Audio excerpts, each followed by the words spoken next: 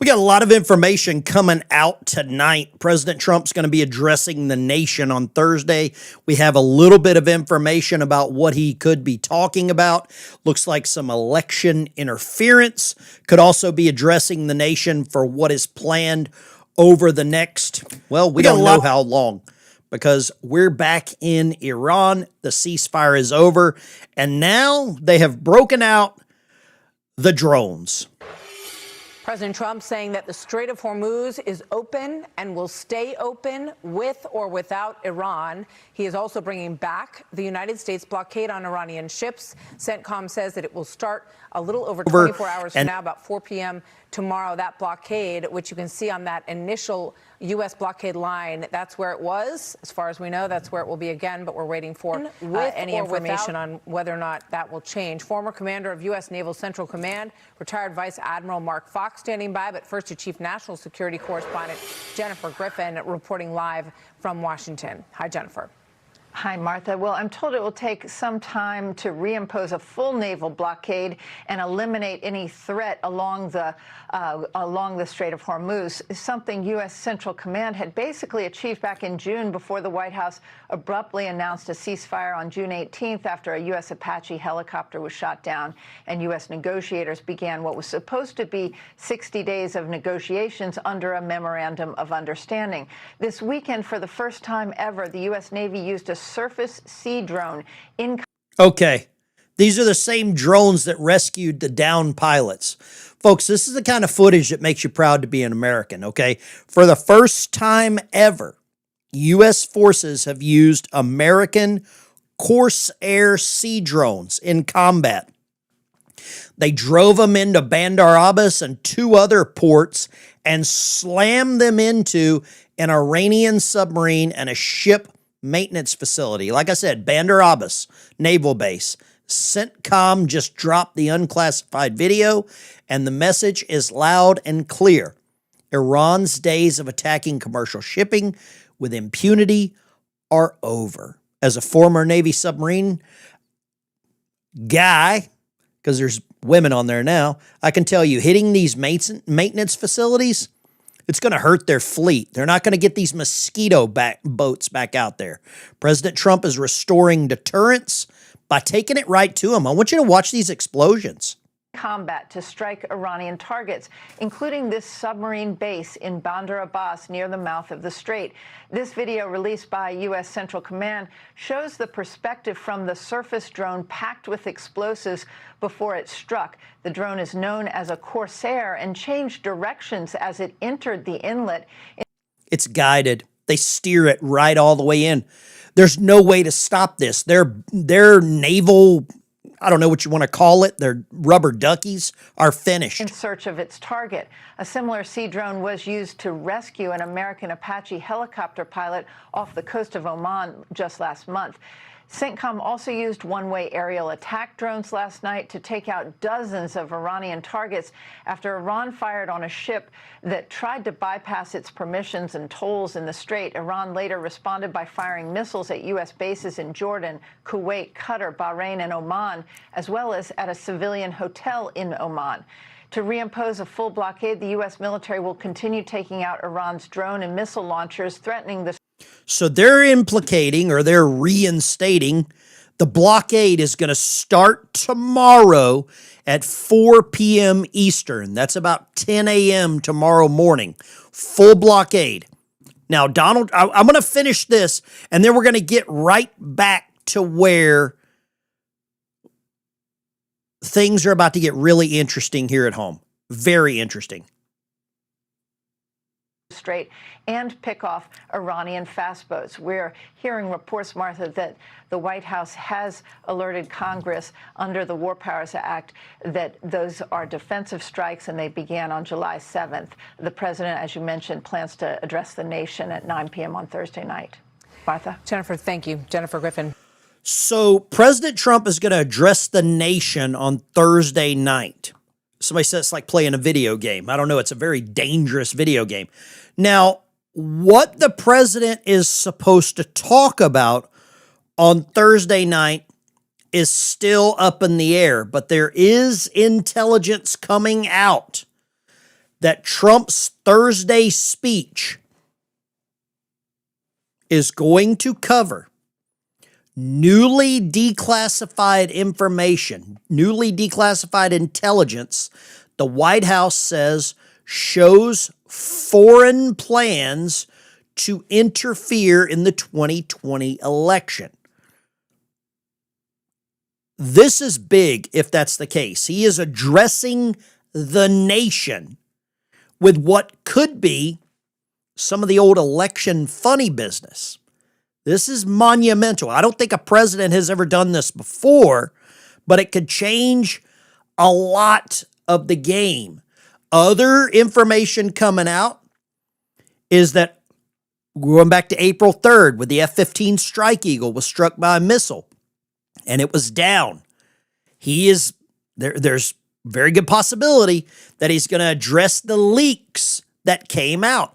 Trump accused the leaker of aiding Iran by alerting forces to the downed pilot, putting that pilot at risk, putting the rescue at risk, putting the men and women that were involved in the rescue at risk. The story first broke via Israeli outlet N12, U.S. publication, and CBS. This is monumental. Now, here's the part that gets interesting. Secretary of War Pete Hegseth just came out and addressed this. Listen to this. This is off of his Department of War website. We live in a dynamic and dangerous threat environment where access to and accumulation of closely held information is key to understanding our world. The unauthorized disclosure of sensitive War Department information has the very real potential to cause exceptionally grave damage to our national security and the operational integrity of our armed forces. To leak sensitive national defense information and secrets betrays the men and women who wear our nation's uniform. It's a principle as old as war. And in the United States goes back to the founding of our republic. George Washington himself battled leaks, insider threats, and espionage. When a leak of department information occurs today, it's critical that we provide the Department of Justice and other partners in federal law enforcement, including the FBI, with actionable information as quickly as possible. And that's why the Department of War and the Department of Justice have created a joint task force to identify and prosecute leakers. The other thing that could be talked about, now we don't know yet, we don't know what Trump is going to say, but we know that information regarding Seth Rich was found within the FBI in a locked room, locked cabinets, in a SCIF, secure compartmentalized room. Now, how many of you think that he's going to talk about what just happened to Lindsey Graham? We know now there's information that McMaster, the governor of South Carolina, has appointed Lindsey Graham's sister. I'd love to get your thoughts about this. I don't know if this is a good move. I believe she's a nurse. I believe she's worked in the public sector with nonprofits. I don't know if this is just a gesture for her and for the Graham family. I know this is temporary. She can't run for the office. But there's a lot of ifs here. And a lot of people think there's some smoking mirrors about the way Lindsey Graham passed away. And who knows? There's no telling what we're about to find out, but I guarantee you it's going to hurt some Democrat candidates. I'd like to thank Acting Attorney General Blanche for his help in this important project. I'm proud that our departments are working together closer than we have ever before, committing manpower and new resources to protect our warfighters and their operations. To combat the dangers that leaks pose, effective immediately, I have delegated tasking authority to the War Department's Office of General Counsel, empowering OGC to request and receive all information, records, and support across the department concerning media leak investigations.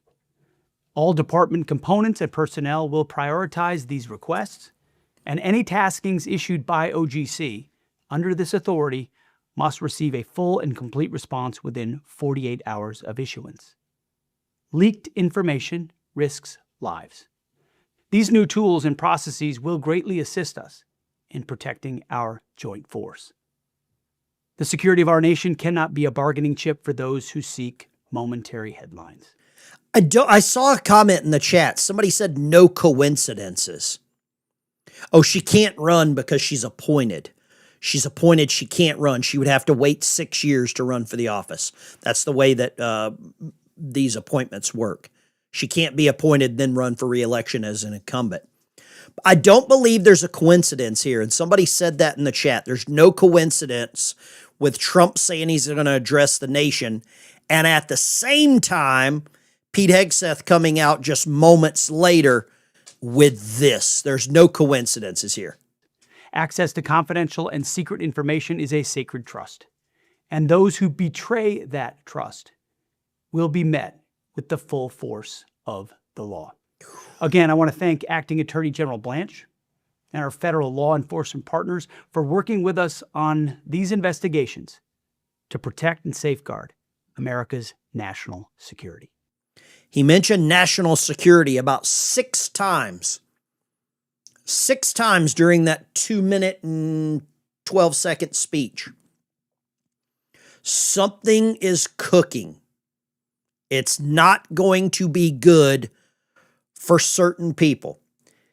I think some of it is going to address, this is just me speculating, putting some puzzle pieces together.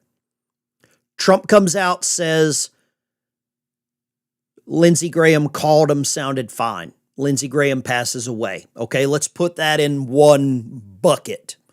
Let's put the next part in another bucket. Trump says he's going to address the nation on the heels of this. Then we get Pete Hegseth coming out saying leakers, security, leaked information. We know that they just subpoenaed reporters from the New York Times. There's a lot of things happening at the same time.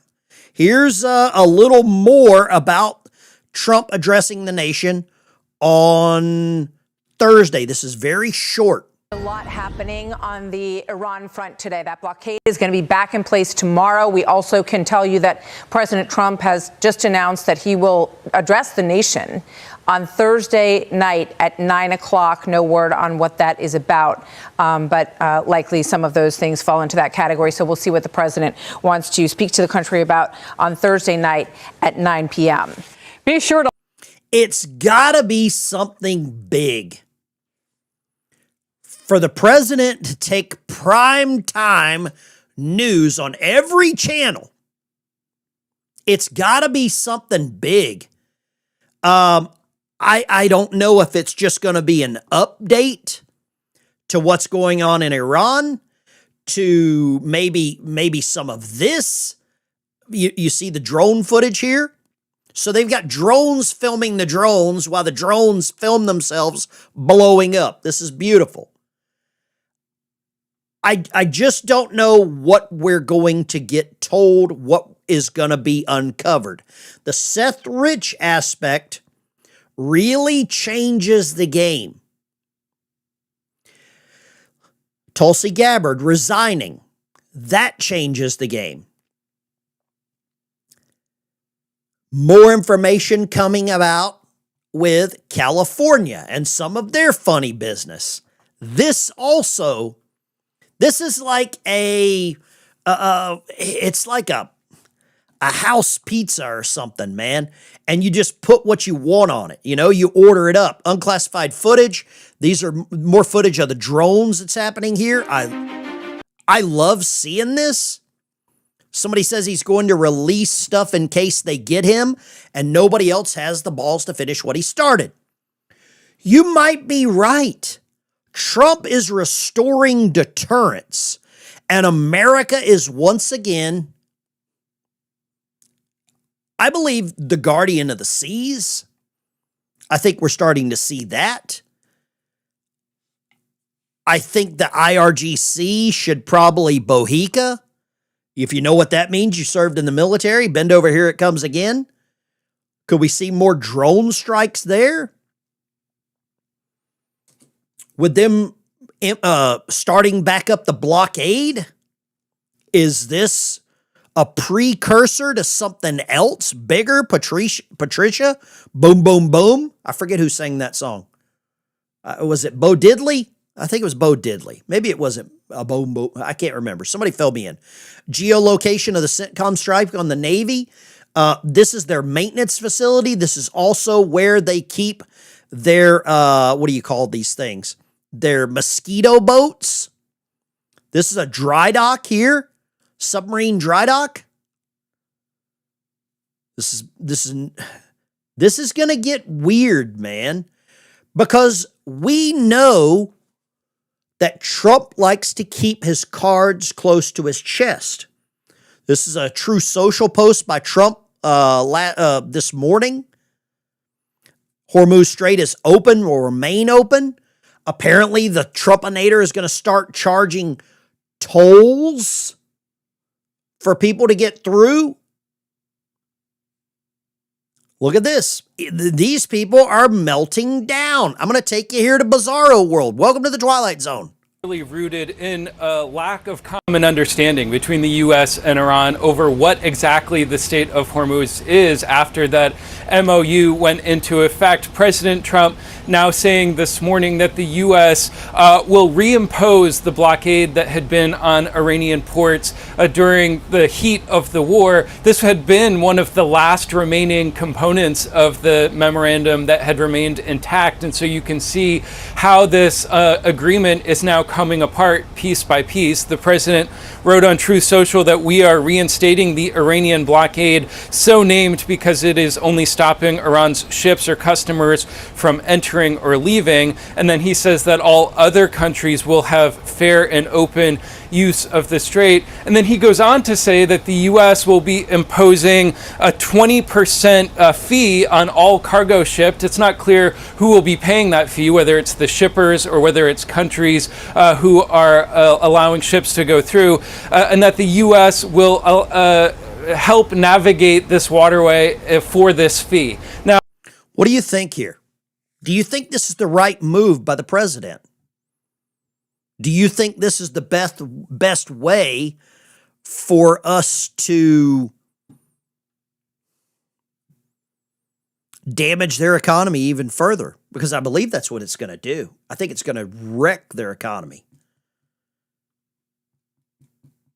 Here, I'll go here. Let's get a palate cleanser here. Let's go here. Take a look at this brand new video from U.S. Central Command showing American forces launching a brand new massive wave of strikes in response to Iran's aggression. The strikes hit more than 300 regime targets just over the weekend, including missile and drone sites, naval assets, and ammunition depots. And Iran's rogue regime, or as I call it, radical Islamic, is threatening to keep striking ships in the Strait of Hormuz until, quote, the end of U.S. interference in the region. Yet that's why you call these guys terrorists. President Trump posted this about an hour ago. The Hormuz Strait is open, and it will remain open with or without Iran. We are reinstating the Iranian blockade, so named because it is only stopping Iran ships or customers from entering or leaving. Hence the money supply. All other countries will have fair and open use of the strait. All of that from the President of the United States. And he also spoke with Fox and Friends this morning. They're professional negotiators. That's all they are. I don't even call them good at it. They haven't gotten anything. They are professional negotiators until they ran into this guy. I've said the entire time, Iran has never won a war. They've never lost a negotiation. Somebody says it was a way for Trump to bow out. I don't think Trump's bowing out for anything. The 20% to cover our cost for all these other countries that are not doing anything for themselves. That's what I believe. Blue, who's bowing out? Yeah, I don't think anybody's bowing out. Got nothing from me. Bad comment. But if you look, for 47 years, they've been tapping people along, presidents. Every president got tapped along, didn't do anything, and they became more and more powerful. Senior correspondent Mike Tobin reports from Tel Aviv. Mike. And here's the lead is that the president posted that the blockade is back on. In fact, the president posted that the U.S. is now going to be known as the guardian of the Hormuz Strait and charge 20% of all cargo shipped as reimbursement for providing security. Now, Iran has made it clear that they're going to fight that. We will in no circumstances allow the United States to... This is the image I think of whenever I see trolls in the chat. This AI-generated guy with his, his holster open right there. Interfere in the management of the Strait of Hormuz, and we will not allow it to do so. The armed forces of the Islamic Republic of Iran will deal forcefully with any disruption to commercial vessels and oil tankers used by this invading and pirate U.S. military outside the route designated by Iran. Now, the U.S. has carried out 4 rounds of strikes inside Iran since Tuesday. They include targets used by Iran to menace shipping in the Strait, missile and drone launchers as well. Iran responded by firing at neighboring countries and said Bahrain, Jordan, Kuwait and Oman were not their targets. They were shooting at U.S. targets in those countries. Now, since Tuesday, Iran has now struck 4 civilian commerce ships. And these are ships that traveled outside of the route designated. So they're attacking commercial ships. We're putting the blockade back in place, and they say they're going to blockade our blockade with a blockade. Wow. By the Islamic Republic. Mark Wallace with the think tank United Against a Nuclear Iran says Iran will fight to keep control of the strait. The control of the Strait of Hormuz and their effort to try to control that is their desperate effort to regain or try to assert regional hegemony, control in the region. And I think that as long as this regime is in power, they're going to try to exert whatever leverage they can. And the Strait of Hormuz is really their last gasp because their other tools are gone. And CENTCOM just announced that for the first time in U.S. history, sea drones were used to attack an enemy. These one-way attack drones hit the port of Bandar Abbas. We're told that the targets are a ship repair facility and a submarine. I love it. I love everything about this. Just when they think that they're getting any level of leverage, we hit them again.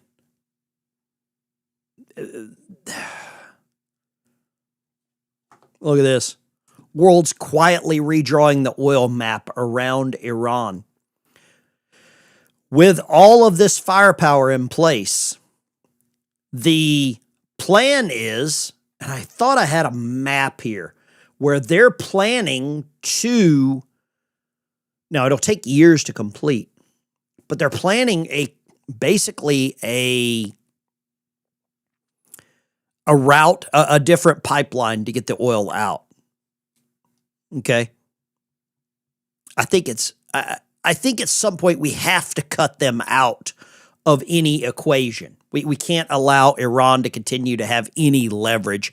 It's kind of, they're more of a nuisance, right? If there was a way to just ban the nuisance, that would be the best way. If you could just hit the ban button and flush them, that's the way I operate here in the chat. I just ban them. I flush them. But on the world stage, you can't do that. So you've got to have a little bit of negotiation. You've got to have a little bit of leverage. Our leverage is the United States military. That's really what's happening. Now, the one thing that Iran continues to do, and they've really kind of screwed themselves with this, they continue to attack neighboring countries that for so long were allies. And that's how you lose friends and, what is it? Win friends and lose influence. Listen to this.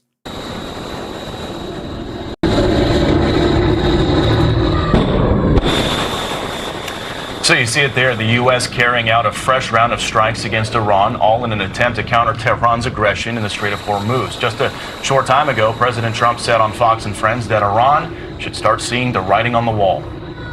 Well, they have no chance. Look, we have them in the run. Most of their equipment is gone. Their anti-aircraft stuff is gone. We hit them very hard last night. Every time they send a drone, we hit them very hard. But we had a deal. What nobody knows, we had a deal. It was a done deal. And then they broke it. They always break it. We've had 10 deals with these people, and so we're just going to hit them very hard. And we're going to keep the strait and we'll probably run it. We'll become the guardian of the strait. Maybe we'll call it the guardian angel of the strait. And we should be reimbursed for that. Correspondent Mike Tobin is joining us live in Tel Aviv with the latest on this. And Mike, it was a busy weekend for They signed a deal. They break it. They give them an MOU. They break that. At some point, we have to realize they are not going to comply. When they don't comply, you put a little more pain. There's some people in the chat that, probably only understand a little bit of pain. And that's what's happening. Let's look at this. This is CNN actually reporting on this. Trump says U.S. will hit them very hard tonight. They're going to hit them right now. Right now it's about 2 a.m. there, I think. What is the most effective weapon to use against these IRGC assets? Notorious? Probably tomahawks. And you just force feed them tomahawks until they're out of tomahawk or until they're out of targets. That's what I think. I don't know any other way around this. The beatings will continue until morale improves. But the real wild card in this is Thursday night. Trump's Thursday speech is expected to cover newly declassified intelligence. Just a couple of days ago, he told Bill Pulte, declassify anything you want. Anything. We got a veteran in here, Elton Bohica. Haven't heard that in a while. Was my fave, was effed up as a soup sandwich. Bohica means bend over, here it comes again. And I believe right now, Iran should get the lube, get the anusol, because it's Bohica time, baby. What are your thoughts on this? Do you think Trump is going to give away all of the information that he's found out? Maybe election interference, maybe Seth Rich, maybe more information about the media working with Iran? Could it be Mamdani's own staff member planning to meet with members of the IRGC? Could it be something to do with Lindsey Graham's death? I don't know. VB minus the proper reach around. Yeah, Bohica.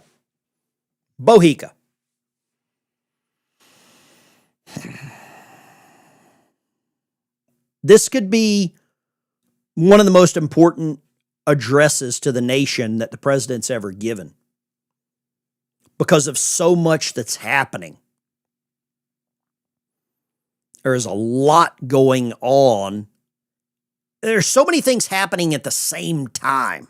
I mean, look at this. You've got this drone boat. Look at the submarine sitting on the pier. Do you see this? Getting lifted into the dry dock. That's the submarine sitting on the pier. You've got these Corsair drone boats filled with explosives. Flying grandpa. If Iran wants nuclear weapons, I think we should send them some. Nuclear weapons not the answer, brother. Not the answer. I don't believe Trump is going to use nuclear weapons. Why would you do that on something like this? Thursday night, will we be doing a live to cover Trump's speech? If you want, we can. Here's another image of these drone boats. Here's another image of the drone boat, and look right next to me. One of the boats that got attacked. One that they hit it. I think it's a really good way. And this is our first real peek at these Iranian midget subs. What are your thoughts here? Because this is warfare is changing daily. If you go back 20 years, 30 years ago, let's go back pre 9/11, this would have been boots on the ground. This is Nicaragua. This is the Sandistas. This is Somalia. This is Mogadishu. This is Black Hawk Down. Now, we've got a guy sitting in a container in the basement drinking Red Bulls in Fort Sill, Oklahoma, flying a drone 4,000 miles around the world. We've got a guy sitting in a naval base in Dam Neck, Virginia, in a skiff, driving a remote control boat like it's Grand Theft Auto. We got killer kayaks now. Yeah, we got sharks with lasers, baby. This is changing warfare. Warfare is changing in real time. Let me show one of our enemies here. Let's go right here. This is what our enemy looks like. She always wears a leather jacket, always. It was opened by the sudden and tragic passing of Lindsey Graham over the weekend. Right now, the Senate is back in session, with Graham's colleagues currently speaking, remembering his more than 30 years in Congress. You can also see Graham's desk draped in black, covered with flowers. This morning, President Donald Trump urged the South Carolina governor to pick Graham's younger sister, Darlene, as a, quote, fabulous tribute to Lindsey, who loved her dearly, end quote. Darlene Graham Nordone has also has the backing of the Senate Majority Leader, John Thune, and of South Carolina's other senator, Tim Scott. That's the one part that I don't understand, or I can't ignore. John Thune supports this. Darlene was close to her brother, having been raised by him after the death of both of their parents when she was a young teen. I can remember the day my father passed away, standing in the living room of that house. I'm not going to bore you with this. I'm not. But I think it's, let's go here. Now on Lindsey Graham and the future of the late senator's seat in Congress. Let's listen in. Described, poor boy from a small town, rural town in South Carolina, accomplished through grit, determination, and character for his state, for his country, and for his world. Lindsey Graham recognized the greatness of America and her obligations. Do you think she goes in with a grudge? If there is any information that Trump comes out with on Thursday that has anything to do with Lindsey Graham's passing that doesn't pass the smell test, his sister, oh boy, this could get ugly. To a dangerous world. Lindsey Graham recognized the seriousness of his work, but also the value of humor and a lighthearted spirit. Lindsey Graham understood the hopes. Let me pull this up. Lindsey Graham was only worth $1.4 million. Been in the Senate since, I think, 2002. I think he was a congressman before that, retired colonel, only worth $1.4 million. Let's flip the switch. Winston, I'm glad you brought this up. Nancy Pelosi's worth hundreds of millions of dollars. Hundreds. AOC has been in Congress for about 20 minutes. She's worth millions. Think about it. Ilhan Omar, been in Congress for 20 minutes, worth millions.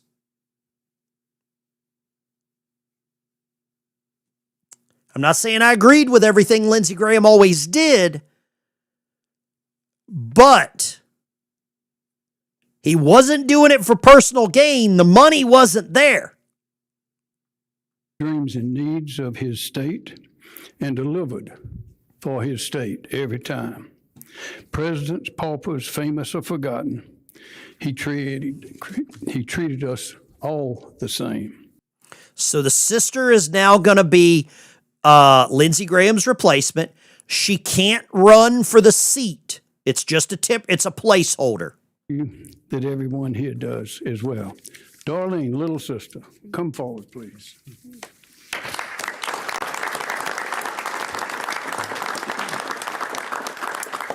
Thank you, Governor, and just bear with me as I try to get through this. I find it difficult watching stuff like this because I have some compassion for these people. I really find it difficult to, I don't know what you want to call it. I feel bad for them having to speak. But first, I just want to say one thing I've never heard Lindsay described as is irresistible. So, okay, we'll just start with that. But first, I would like to thank everyone who has called and reached out over the past couple of days. I can't tell you how much it's meant to me and our family. I know Lindsay was loved and respected by many, and I greatly appreciate the memories and even the funny stories that have been shared. Okay. I'm not going to go into that. I feel like some of this, it's like a eulogy, and I think it's very personal. It's just not my jam. You can go watch that on your own. It's entirely up to you. But I don't know. I don't take joy out of watching someone get in front of a microphone and grieve, which is what I think that she's trying to do. I think she's grieving. Okay. But that's up to you. That's different strokes for different folks. It's just not what I perceive as something I want to watch, and some people will. That's up to you. Go for it. That's your thing.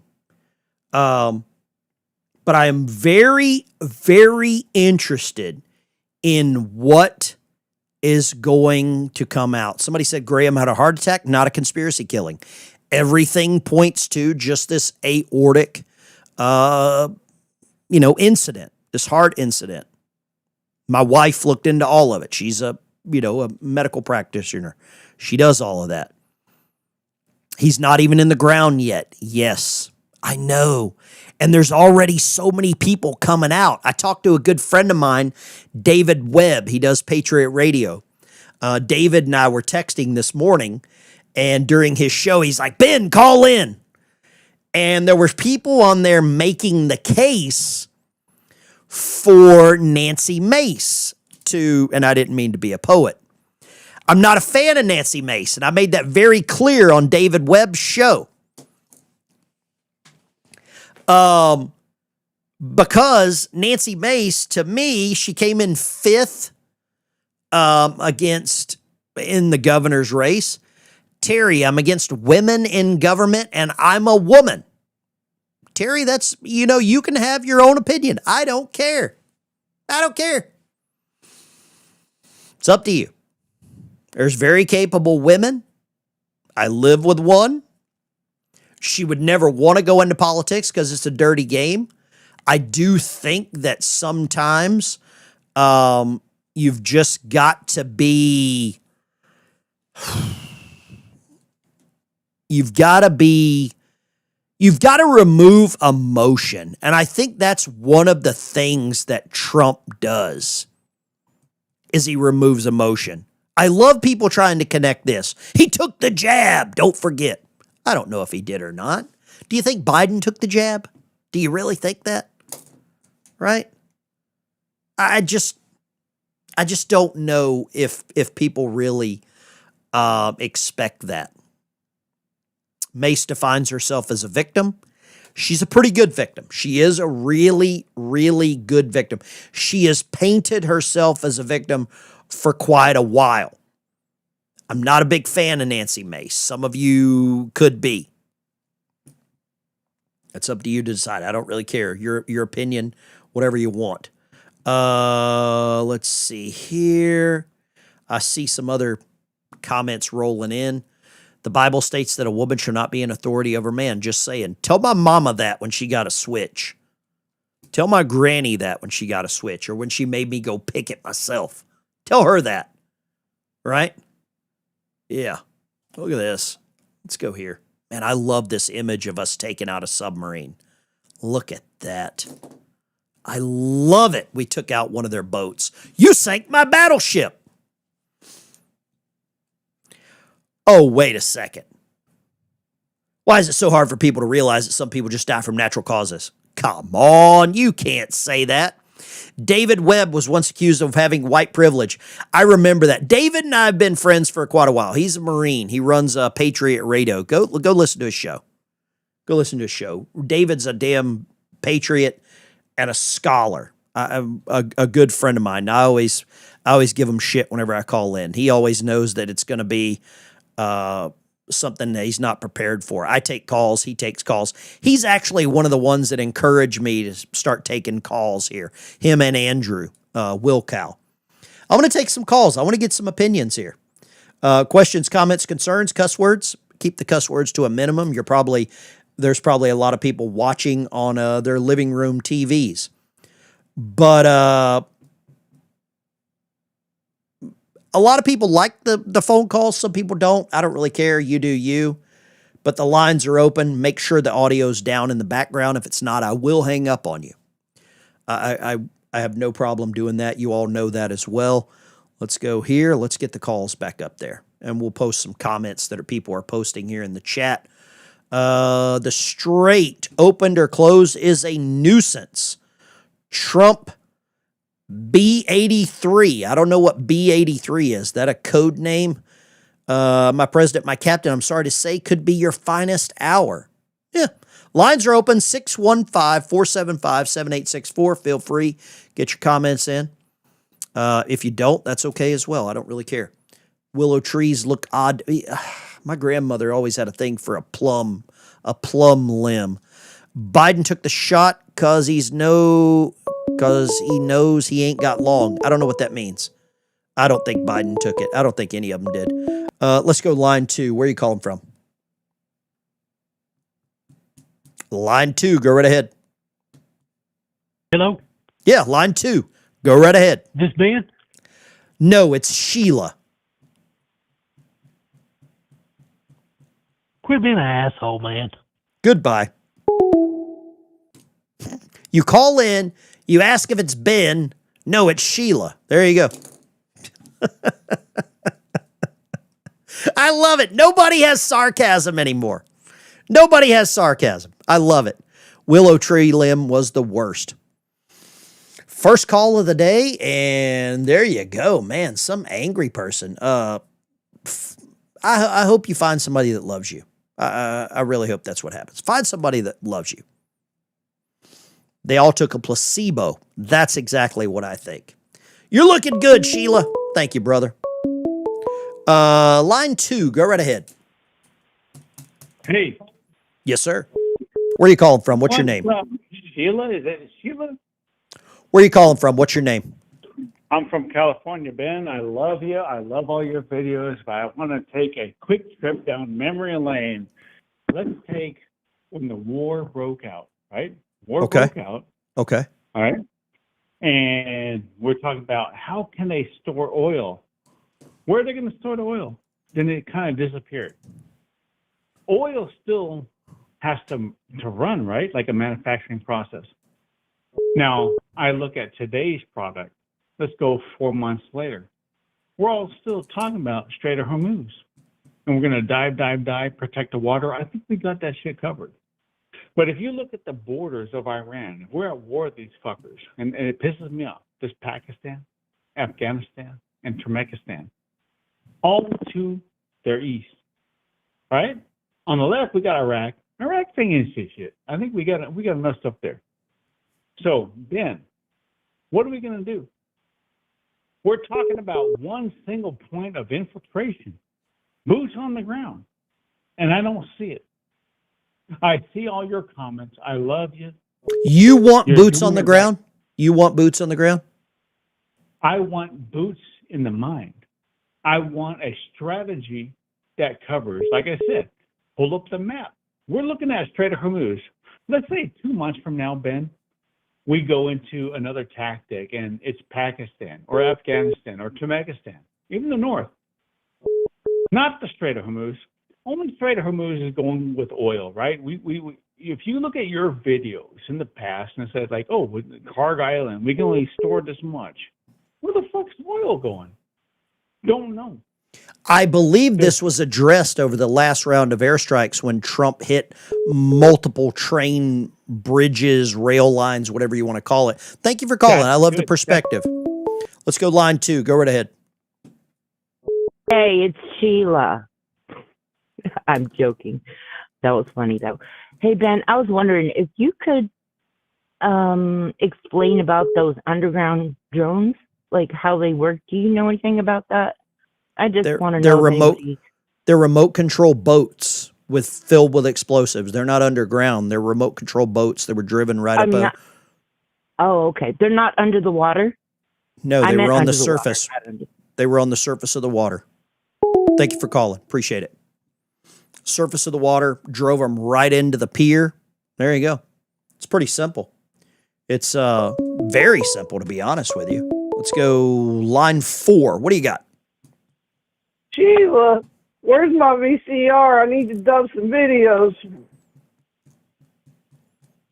I'm joking, man.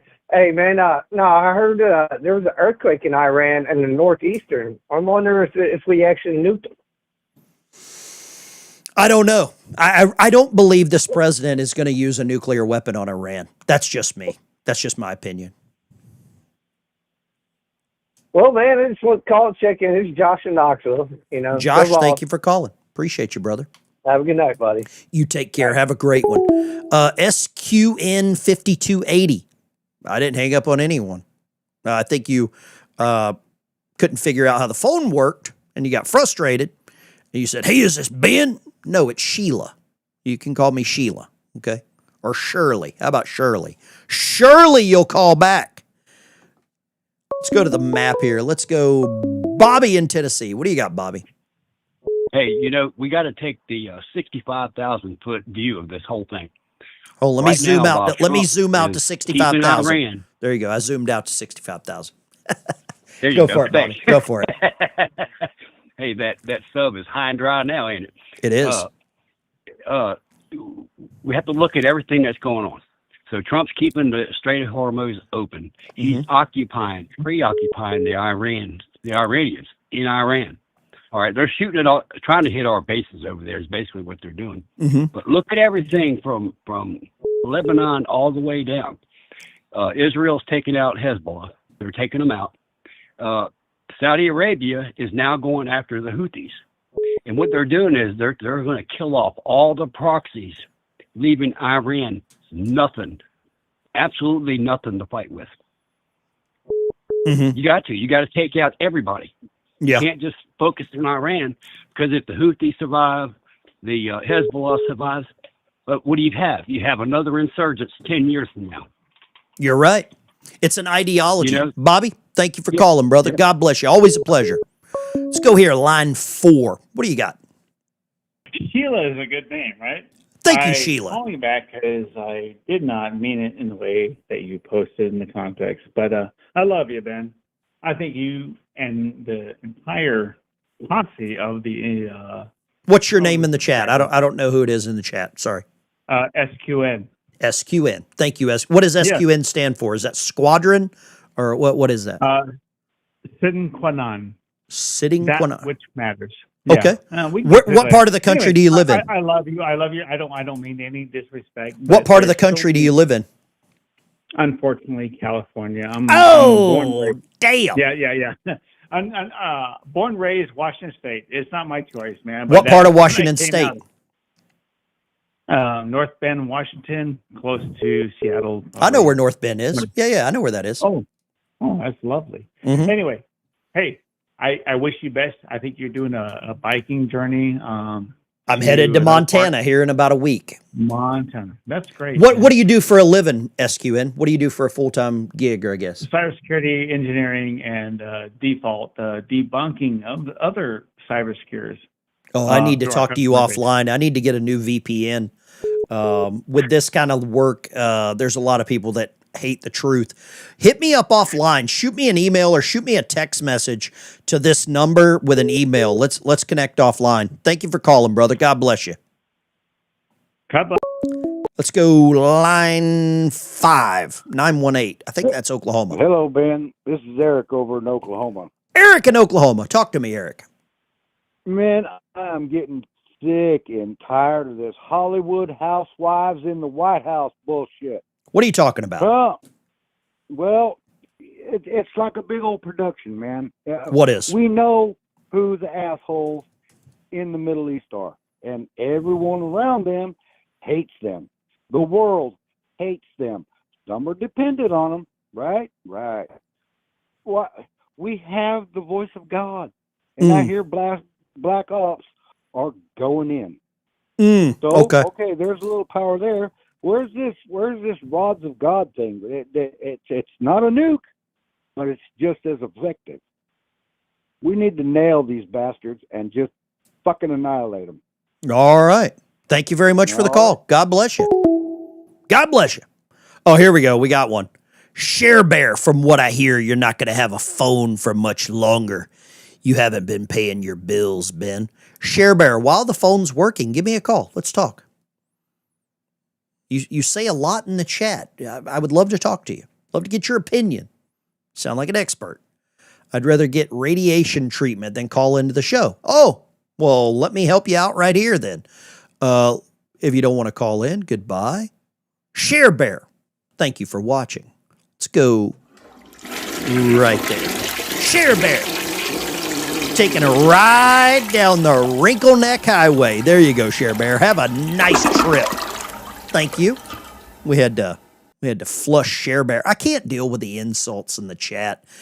You can insult me all you want. I got the microphone. I've got the camera. I chose to do this. But I love the peanut gallery. I love the peanut gallery when they, so many experts. Lines are open. 615-475-7864. What are your thoughts about Thursday night? Here's something interesting here. I want to show you this.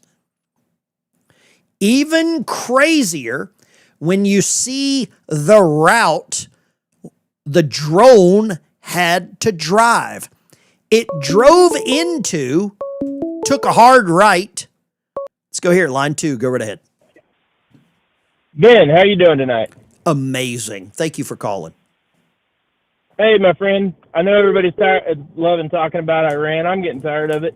What would you like to talk about? I want to see, can I change the subject just a little bit? Absolutely. Let's hear it. All right. I believe that police officers across the nation should be allowed to implement the bitch slap. Are you a police officer? Idiots, Are you a police no, officer? Sir. No, sir, I am not. What do you do for a job? What do you do for a living? I repair CNC machines. Repair CNC machines. So let me ask you this. You ever been pulled over by a cop? Yes. What were you pulled over the last time for? Speeding, I believe. Do you think he should have just pimp slapped you and let you go? No, because I was being nice and polite and courteous. But you want to implement it for everybody else? No, I want to implement it for people who are not being polite and courteous to the police officers. Gotcha. Okay, I got you. I see where you're going. Do you know that would just open up all kinds of lawsuits and police officers get sued? They would probably have to carry liability insurance. I get what you're saying. I get what you're saying, but it's unrealistic, right? It is very unrealistic. It just fathers should have been doing this to teach their kids how to be respectful. And if the dads didn't do it, parents didn't do it, then maybe we need to let the police have a crack at it. You hit the nail on the head. You hit the nail on the head. There's no dads. There's no fathers. There's no, there's no order in the family home anymore. You know that as well as I do. If there was, Hunter Biden wouldn't have turned out the way he did. I mean, his dad was taking showers with his sister, so there you go. You know what I mean? We can both see the writing on the wall with that. I agree. What part of the country are you in?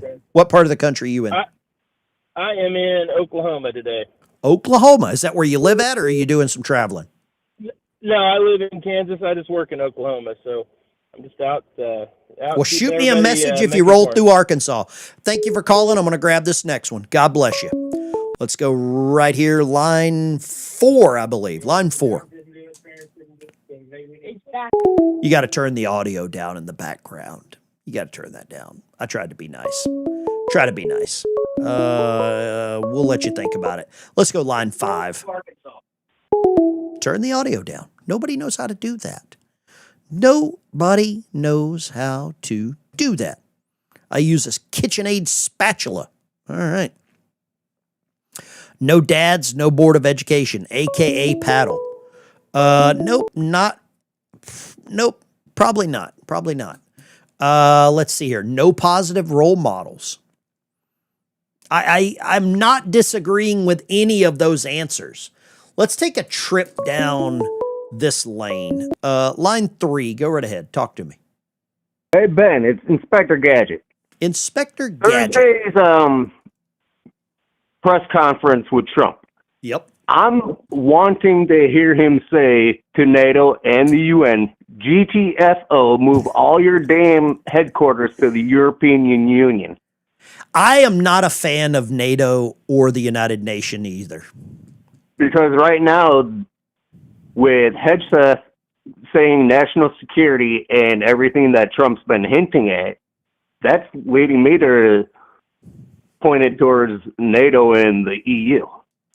I agree. I am not a NATO fan by any means, or the United Nations. We pay too much money into that. They don't do anything for us. The one time we need their help, they don't respond. I agree with you. We can't use our own basis. That's right. I agree. Completely agree with you. One more question. Sure. Or actually 2. What was your favorite place to visit when you lived on that tin can? And how many switches did you need switches did you have to go back out and get for your grandma? You know, I learned that lesson once where if I didn't get the right one, she would go and get it. So that was one time lesson only. Probably one of the best places we pulled in on one of the submarines I was on. Man, I need to pull up the photo here. We pulled into, was it Singapore or Thailand? And I bought a monkey, and that was pretty fun. He smoked a lot of cigarettes, to be honest with you. Smoked a lot of cigarettes. My dad was stationed over in Tokyo, so. There you go. Well, thank you very much. I appreciate you calling. Nice talking with you. Yep. Call back anytime. Inspector Gadget. Call back anytime. Let's see if they figured it out. Line 2, go right ahead. Hey, Ben. Yes, sir. How you doing today? Amazing. What would you like to say? Hey, I got a question. It's kind of like a mathematical question. With the Strait of Hormuz, I think that's what you say it. I'm not sure. Sure. But anyway, there is 12 miles of international water. Mm-hmm. And there's only 21 miles of passage. So between Oman and Iran, how do you slide through the crack? There's a channel. It's clearly marked. There's channel markers. That you can get between international waters. I mean, international waters belongs to you 12 miles out, right? That's the way the rest of the world thinks. That is not the way Iran thinks. Thank you. I mean, I'm just trying to figure it out. You know, you got 12 and 12 equals 24 with 21. You're minus 3 miles, so there's 3 miles of wasteland are just gone. Yeah, they don't follow international law. That's why we're bombing the hell out of them. Thank you for calling. Let's go line 6. What do you got? Hey, Ben, how's it going? Amazing. What would you like to say tonight? I turned everything off just for you, even the air conditioner. Oh, good. Thank you. Ma'am Donnie will never see that. No kidding, right? Keeping City Hall at 54 degrees, right? Yeah. That's crazy. What would you like to say? What would you like to talk a about? couple things for you, Ben. Sure. There's some kind of a law, Mm-hmm. I remember, unless they've gotten rid of it, that where whenever someone is getting mouthy, like running their mouth to a police officer, they can either be ticketed, possibly even detained. Okay. And I can't remember what the technical term is for it. I've never encountered that because I've got friends that are police officers, and growing up as a kid, I was scared of the cops. We had one police officer in my hometown, and his name was Roscoe Collins, was his last name. And I went to school with his daughter, and he was mean, and he was about 6'6". So I was never disrespectful. He also went to church with us. So there you go. Yeah, it's got something to do with ranting and back talking an officer. I just can't remember what it's called. But anyway, the other thing is, is I'm really like with the nut job stuff, the crazy left, Yeah. Yeah. insane Democrats. I have really begun to get fed up with this whole dynamic where it seems like there's some kind of honor stake in the game of letting them stay in office. And I'm just wondering, what kind of incentive does that send to people whenever everyone knows they're nuts and they're crazy and they want us dead to leave them in there? They should be removed immediately and imprisoned. With everything that they've done and said right out in the wide open, they should just skip the trial, put them right in prison for the rest of their lives. And if they resist, well, then, it's fair game, whatever happens after that. But that won't happen because we have too many liberal judges. The woman, that judge that let the Tren de Aragua people out of the back of the courtroom, they only fined her like $5,000, right? Yeah. Well, the way I see it is whoever they know is corrupt, that's outright in the open corrupt, they need to just gather them all up. Judge, Democrat, I don't care. They need to just haul them all off. I don't think you're wrong. I just think that we have become so empathetic as a nation that we don't have the guts to do that kind of stuff anymore. I think it sends the wrong message to let these people keep doing what they're doing when you know what they are. Yeah, we just don't have guts anymore. We don't. You know that as good as I do. Yeah. Think about this. Think about this. If you get caught disciplining your child, they arrest you, take you to jail. That's how that works. Thank you for calling, brother. But yet they want to get rid of babies. Absolutely. It doesn't make sense. Line 7. What do you got? Hey, what's going on, Ben? It's John from Jawbone Outdoors, New Brockton. Good evening, sir. Thank you for those photos. Hey, you like that boll weevil? Absolutely. I've been through there many times. Yeah, buddy. Hey, I just want to ask you something. I've been looking at some posts and everything, and they were talking about that Iran has drones in Cuba and that it is able to reach like Florida, Alabama, stuff like that. Have you heard of that? I haven't. No, I really haven't. There's so many things going on at the same time. It's hard to keep up, man. For me, it is hard to keep up. But I'll tell you this, I don't doubt it. I really don't doubt it. Not one bit. Yeah. Yeah, I mean, you look at all this stuff and you're kind of thinking, is it fake? Is it true? And I didn't know if you had, done some research on it or anything like that. So I haven't had the time. There is so much other stuff going on, and I think that we're getting distracted on many things because of Iran, because of the southern border, because of Cuba, because of Venezuela, because of Canada, because of NATO. To me, the eye on the prize is the SAVE Act midterm elections. That's my big eye on the prize. Yeah, and I think they're doing a lot of that to deter our, deflection of our sight on what's supposed to be going on, like with the SAVE Act and stuff. They're trying to, more or less piss on your leg and tell you it's raining. So keep you distracted. Well, thank you for calling, brother. I really appreciate it. It's nice talking to you always. Let's go line 7. What do you got? Hey, what's going on, man? This is Taylor out of Bolivia, North Carolina. How you doing? Taylor in North Carolina. Thank you for calling. What would you like to say this evening? I just wanted to see what your thoughts on what is the next move here that Trump needs to do with Iran? In your opinion. I know that's a loaded question, but just your opinion. I think we've played too nice, but I will say this. What you saw yesterday or this morning with these drones, these naval drones, with what you saw with that, to me, that is a new level of what's going on.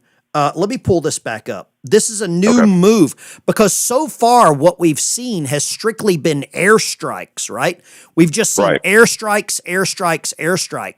And now Trump is saying, you know what? The airstrikes have worked. They haven't stopped any of our airstrikes. And now we're going to the water. And we're using this. We're using remote control boats. This is like something from the damn hobby shop. And look at this. This is first person view camera driving right up under the pier where an Iranian submarine is sitting, and they just destroy it. And then the other thing, here's the beauty of this. Now, this is one perspective. The other thing is, I want to show you exactly where this happened. This is Bandar Abbas. This is the map I'm pulling up. So you see here, this is the map.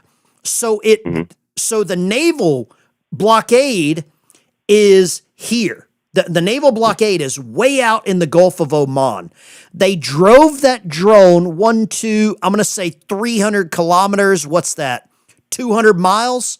They drove the drone 200 miles undetected into the mouth of a pier or into a port. You see the seawall here. The seawall is to limit the waves from coming in and rocking the boats are tied up. They drive it into the seawall. They drive it into the pier, into the port here. They know that the Iranian submarine is parked here.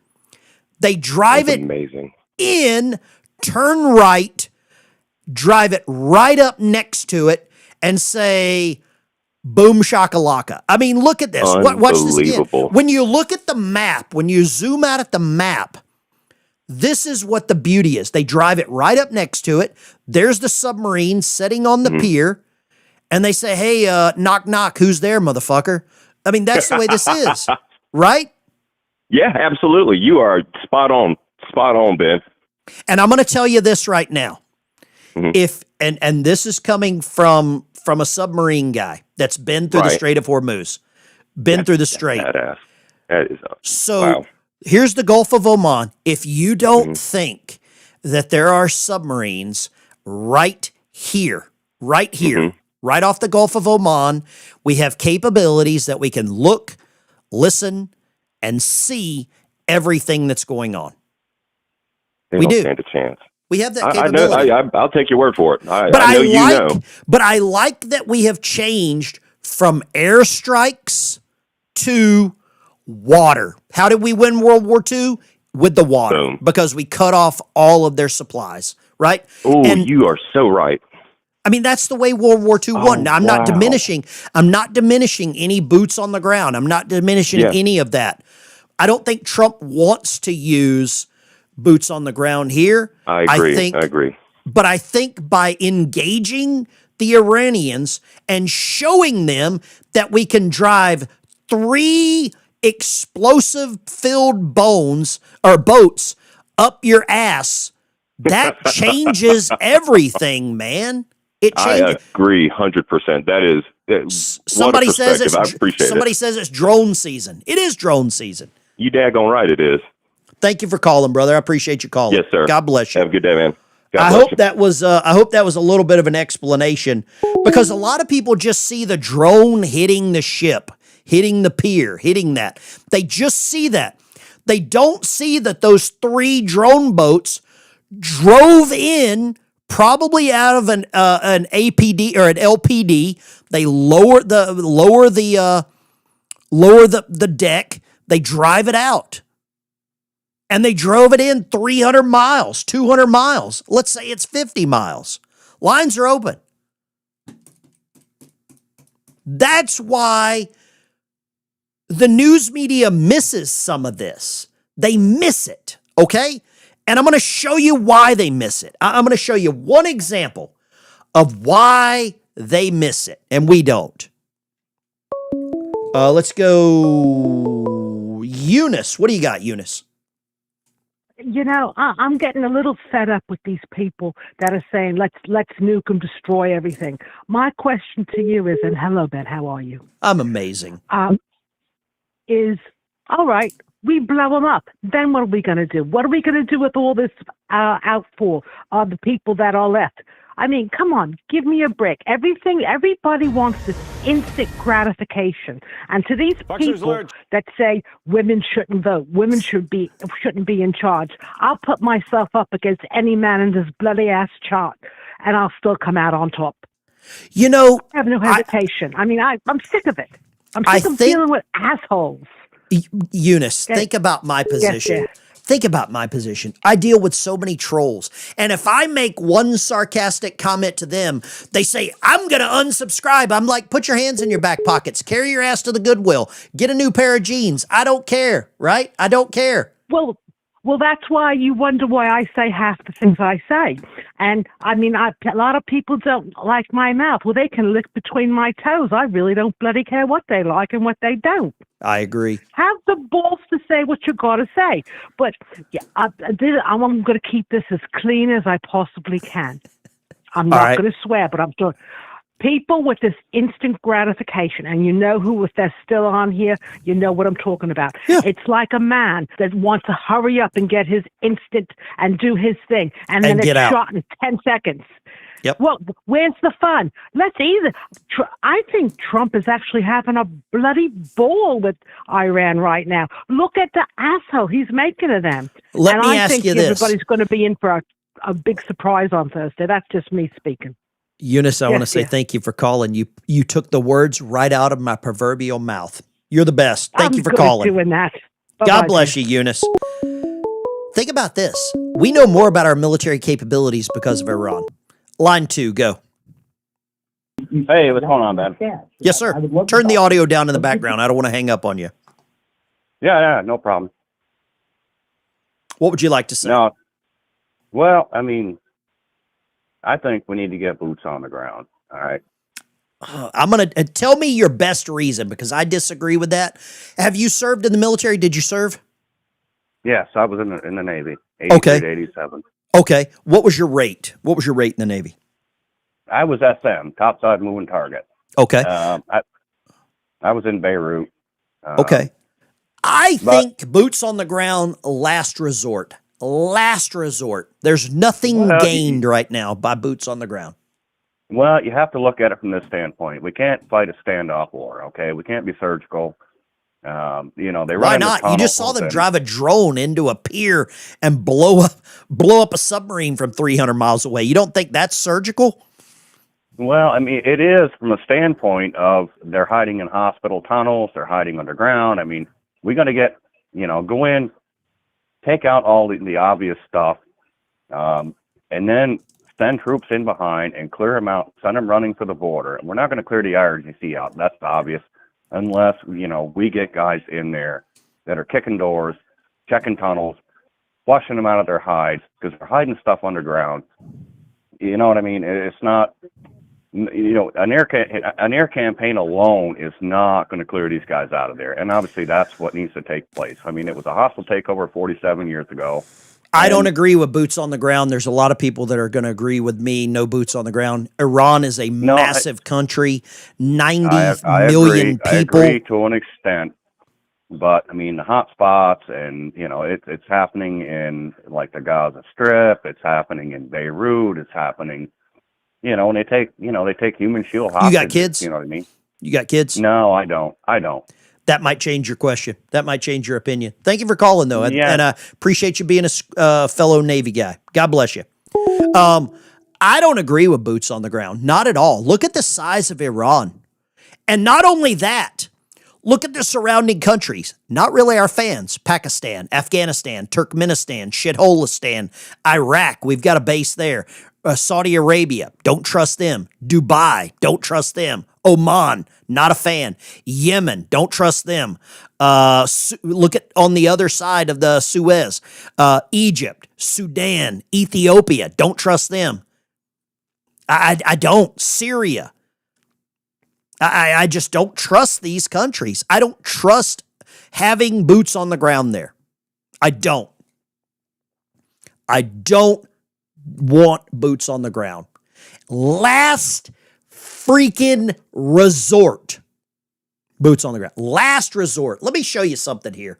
This is coming out right now. Here we go. This is coming out right now Let's go right here.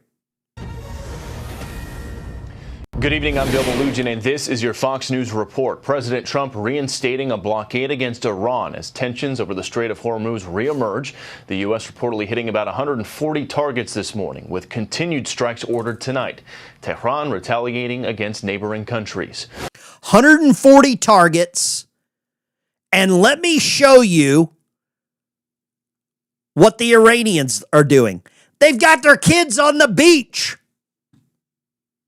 Tributes are rolling in for Senator Lindsey. Okay, let's go here. Just moments ago, U.S. Central Command announcing fresh new airstrikes against Iran for the third consecutive night.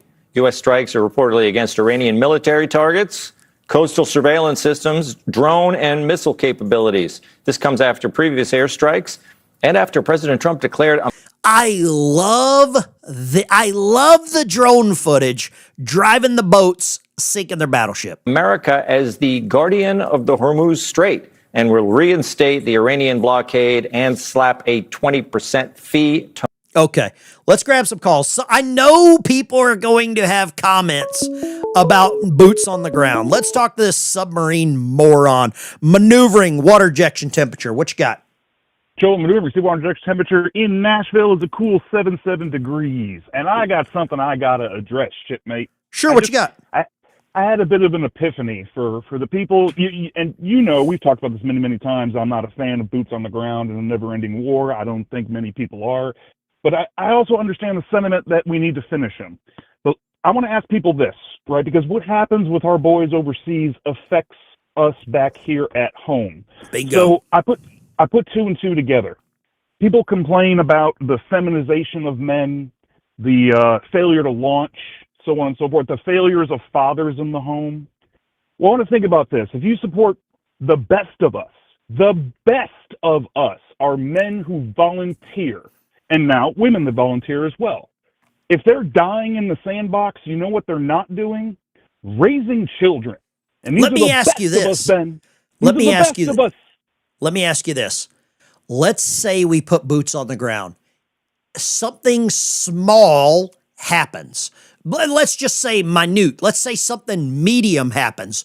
What's the fastest way to get a Democrat president elected in 2028? With boots on the ground? Yep. That'll do it. Boots on the ground in Iran, and something goes wrong.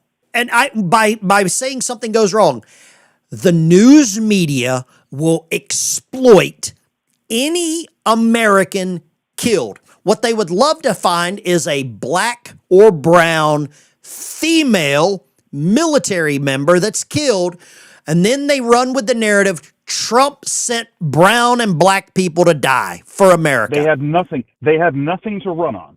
They will use that. It's the fastest way to get a Democrat elected. It's the fastest way. Well, I got some good news for you, Ben. I'm going to hop off here, but I got inspired a couple days ago. I found something. I think you're going to like it. I'm currently working on a live stream intro video for you, but we need to connect offline because when you hit the road, let's do it. When you hit the road, I need some very, very specific shots because it's going to have a Sons of Anarchy vibe to it. Oh, that was a good show. I used to love that show. It's going to be a big middle finger. What part of the country are you in? Where are you in? You're in Tennessee or what? I'm in Nashville. Nashville. Thank you for calling. Let's connect offline here. So you can get me specific shots because it's going to be sick, dude. I'm planning to take shots at every bar I stop in on the way across the country. I'll get them for you. God bless you. Line 2, go right ahead. Hey, yeah, man. Hey, boots on the ground. Good idea. Good idea. But not our boots. Not our boots. Our boots are already doing their jobs. They're sitting there right there waiting. What about NATO? What about the Arabians and all that stuff? Why can't they put their boots on the ground, man? They can't do I'm that. talking about you should be able to get a 1,000,000-man army out of those bunch of things and put them in there. They'll dance. They will never do it. They will never do it. They will never do it. Don't underestimate Trump. No, I'm talking about these other countries. They will never do it. They would never. Don't underestimate Trump. Okay. Thank you for calling. God bless you. There we go. I think fastest way Fastest way to get a Democrat elected is put boots on the ground.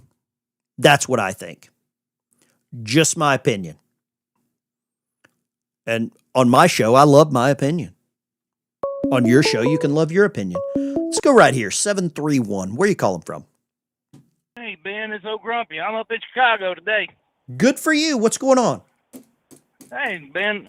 Hey, yeah, I've got to say something that, you say there's boots on the ground should be a last resort. I agree. And I agree with you to some extent.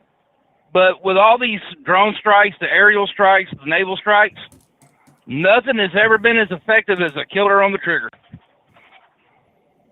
I mean, we got the strike, because evidently what we're doing now is not striking enough fear in the hearts of the IRGC. Kick down the door and pull the trigger. Do you not think that Iran would welcome boots on the ground? I'm pretty sure they would. But I think that's what they would want. But the bad part about it is, like I told you the last time we spoke, the only time that ever got the American ass kicked was politics and war. Sure. Send our boys over there and let them do what they are trained to do. I don't agree with boots on the ground, and I don't think Trump wants boots on the ground either. I really don't. I don't think he wants that as a legacy. I don't think nobody wants boots on the ground, Ben, but I think we all know that's what it's going to really take in the end. I don't know. We took out 3 of their leaders, and I haven't seen any there. And that's like cutting the arm off a starfish. Cut one off, another's going to grow back. Could be right. Could be right. Thank you, brother. I appreciate you calling, Grumpy. God bless you. This happened in Maine. 1 dead after an ICE agent opens fire in self-defense when a suspect allegedly tries to run them over. That's their method right now, isn't it? Let's go line 4. What do you got? Hey, I don't want boots on the ground at Okay. all. Where do you live? What's your name? My name is Terry. Terry, thank I you live for in calling. Wisconsin. Terry, I love squeaky cheese. What do you got? I just, no boots on the ground, just bomb the frickin' hell out of them. I think the way that we have cut everything off, and now they're using what I would say the real first implementation of naval warfare, I think it's huge. I think this is an actual shift. Thursday night, we could find out more from the president himself whenever he addresses the nation. I don't know. Thank you for calling, Terry. I appreciate it. God bless you. Thank you. Terry in Wisconsin. Thank you very much. Gooch, why the F can't people realize boots on the ground would never be about winning if it happened? It's about survivability. Line 2, go right ahead. Hey, it's Barb from Ohio. Barb in Ohio. What do you got? I don't want boots on the ground. I don't either. What happens if all those other millions of immigrants that are here start rising up? Who's going to protect us? Here's the other thing. You put boots on the ground. Our men are in uniform, easy to identify. Just like in Vietnam, the opposition is hard to identify. You have local yokels suddenly turning, suddenly telling the military that they have where they are at. It's a no-win. You can't win that. I'm not saying that the military can't physically win it, but the eyes, the perception, you cannot win that. The news media will destroy us if we put boots on the ground. They will destroy it. I agree. Can I say one more thing? You can. I don't always get to watch you live, but that's okay. I appreciate any time. 3 or 4 nights ago, you were live, and you had a caller call in, and I laughed so hard that I cried. Uh-oh. That was that B-52 bomber call. It just was so funny from the first sentence that he said. I remember. I just want to thank you. I remember. Yeah, watching your face and everything, it just was so funny. Thank you for that. I think, and I don't know, some people like the phone calls, some people don't. I love the opportunity to talk with the people that are in the chat because I don't think any other channels give you all the opportunity to call and actually say what you want. Typing Right, what and you want in the chat, unless it's seen like instantly, it's gone, right? It's just well, gone. I've never been on the chat. I've never been on any social media, but I do enjoy the calls. I've I do gotten to too. know some of I some of the love people that call hearing in. from real Americans. I like hearing from Barb in Ohio. I love hearing from Tommy in Florida. I love hearing from Joe in Chehalis. I love hearing from Bobby in Tennessee. I love hearing from people around the country because we're all living in different areas. We agree on some things, we disagree on some things, but we can all come together. And as long as people are respectful, I don't care what they say. As long as they're respectful, I have no problem. Right. You can hate me for my opinion, but I want to hear yours, and then I want to understand why you hate me because I don't agree with you. That's my theory, right? We can all Well, be thank friends. you. We can all be Yes, friends. thank you. God bless Yes. you, babe. You take care. Have a good Okay, night. thank Call you. back anytime. And there's a lot of channels that won't talk to you. I could run the names down. They don't give a shit. They'll do anything for a click. They'll do anything for a like. The one thing they won't do is listen to you. Line 2, go. Hey, good morning or good evening, Ben. This is Good DJ evening Razor. to How you everyone except where it isn't evening. How about that? doing? Okay, yeah, there you go. It's evening somewhere. I voted in the poll yes on boots on the ground. You want boots on the ground. Okay, tell me why. Yes. Tell me why. Okay. Well, as a former booter myself, I know Okay. that it's going to take that. Airstrikes, I mean, in history have been proven that they're not, I mean, they're effective, but it does take the boots, unfortunately. Where were you to get in deployed? Where were you deployed to when you were boots on the ground? Oh, I was in Panama. Panama. Different And, time period, not the technology that we've got right now. You know, if I had the technology now back then, I'd been Superman. But seriously, it is going to take boots. You really think that? Okay. Yeah, and I mean, because, you know, Trump wants to take Cargill, and we know that if we put the Marines in there, they're going to get hammered by drones and missiles. But you're really actually going to have to go into the mainland of Iran to do this. The problem I have is the people in Iran are not rising up to show us that they're ready. Okay. Thank you for calling, brother. I appreciate your service. God bless you. I appreciate yours too. God bless. Bye. There we go. Different opinion. We can be courteous. What do you got? Line 3. Hi, Ben. This is Melissa in Alabama. Roll Tide. I don't agree with boots on the ground. I don't agree with the nuclear bomb. I don't think that will ever happen. These people are crazy talking about the nuclear bomb. That is just way out there. And I don't think boots on the ground will ever happen unless it's just like you said, an absolutely last resort. I am an Army veteran. I was in Saudi Arabia. I remember you saying that. In Iraq, yeah.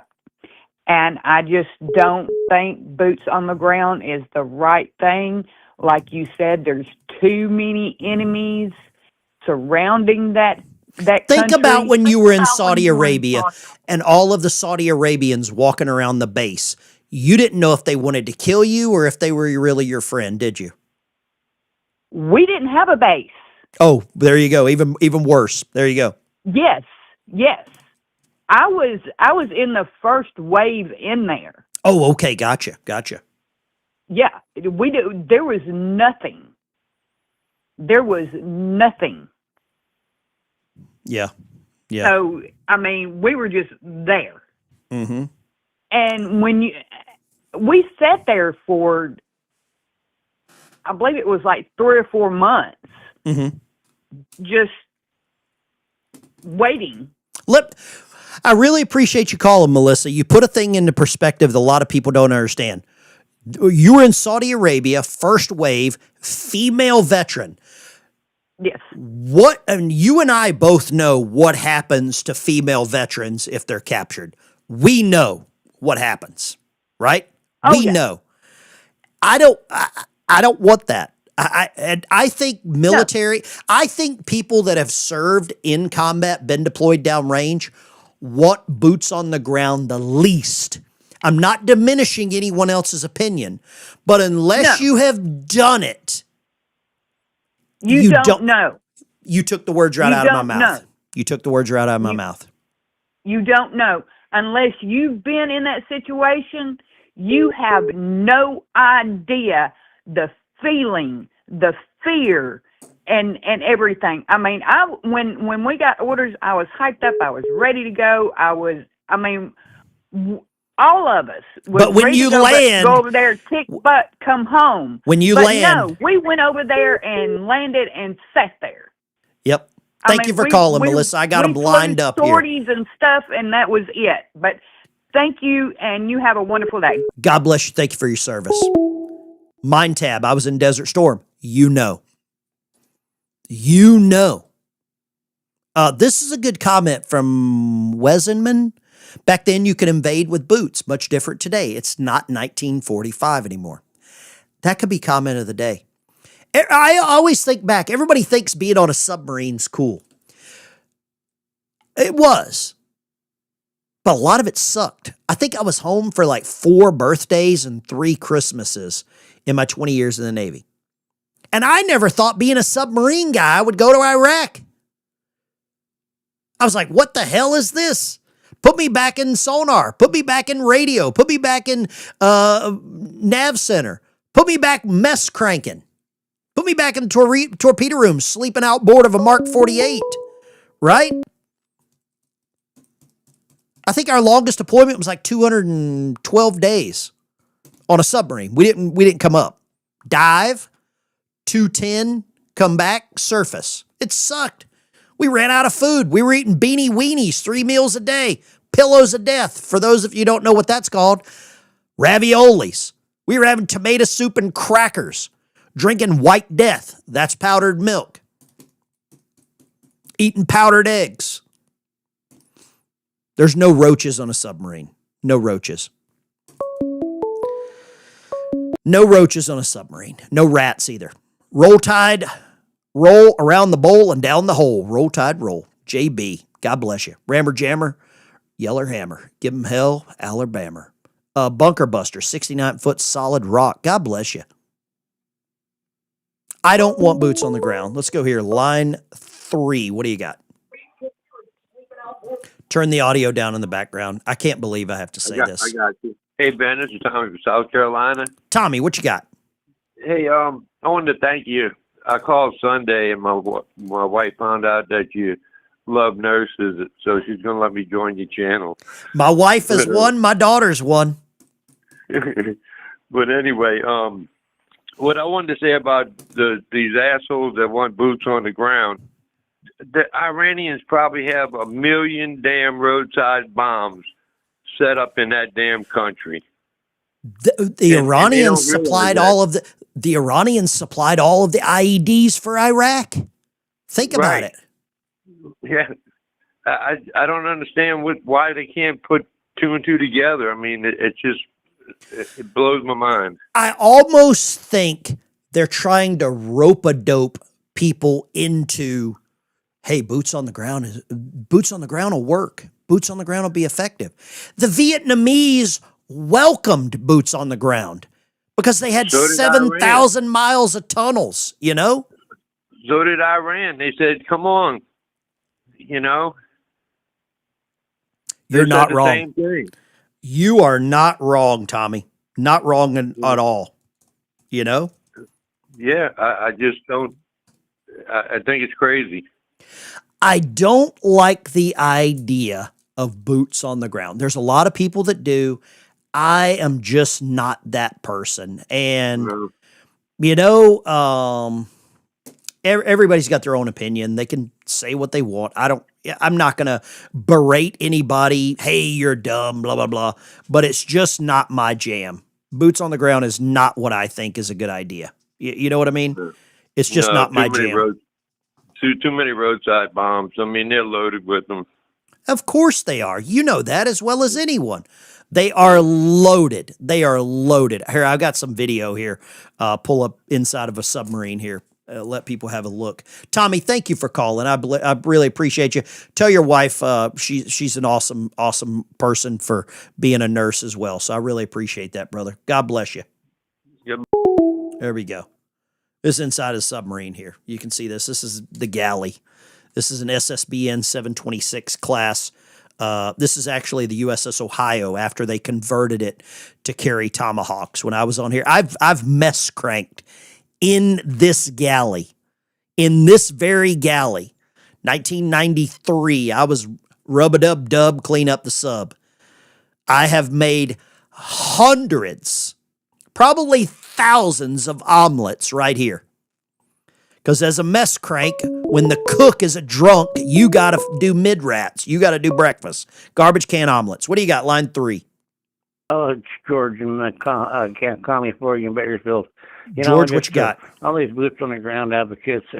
If somebody just go on Google Earth and just focus in on one of their cities, they're huge. They're millions of people. 90 million people. And we don't have that many. They don't have that many boots to even attempt it. We probably gonna run out of bombs before we get a chance to do that. It's I don't know, man. We got ourselves in a quagmire. You know, I just don't understand a lot of people are just like, man, boots on the ground, boots on the ground, boots on the ground. I think it's the same people that rubberneck when there's an accident on the highway. You know what I mean? That's what I think it is. They're rubbernecking. They're like, oh, I got to see this. I got to see that kid that's dead in the child seat. You know, I think that's what it is. Yeah, I really do. It's a shame. I just don't know. You know, we're pushing them. We just got to keep pushing them the way we're going. Yeah, I think you're right, George. I really do. I just think about this. There's cities in America that you need military. You know, think about that. There are cities in America that I wouldn't go without Delta Force. You know. Yeah. I mean, that's a fact, Jack. That is a fact that there are cities in America that I wouldn't go without Delta Force. And our cities aren't even half their size. I mean, quarter of their size. Exactly. And the thing is, everyone in their cities hates us. Right. Well, they're starting to rise up again, but they got no guns. They got rocks and sticks. Yeah, that's true. Thank you for calling, George. I appreciate you. Get back in the salt mines. You're in California. Get back in the salt mine. Get back in the mines. Lines are open, 615-475-7864. I didn't plan to do this extended live stream tonight. I had no idea that I was going to do a longer live stream. I saw some super chats rolling in here. For people that donate to the channel, I really can't say thank you enough. Lady Trucker, POTUS has been more than nice trying to work with Iran. Like he said, strike, we strike.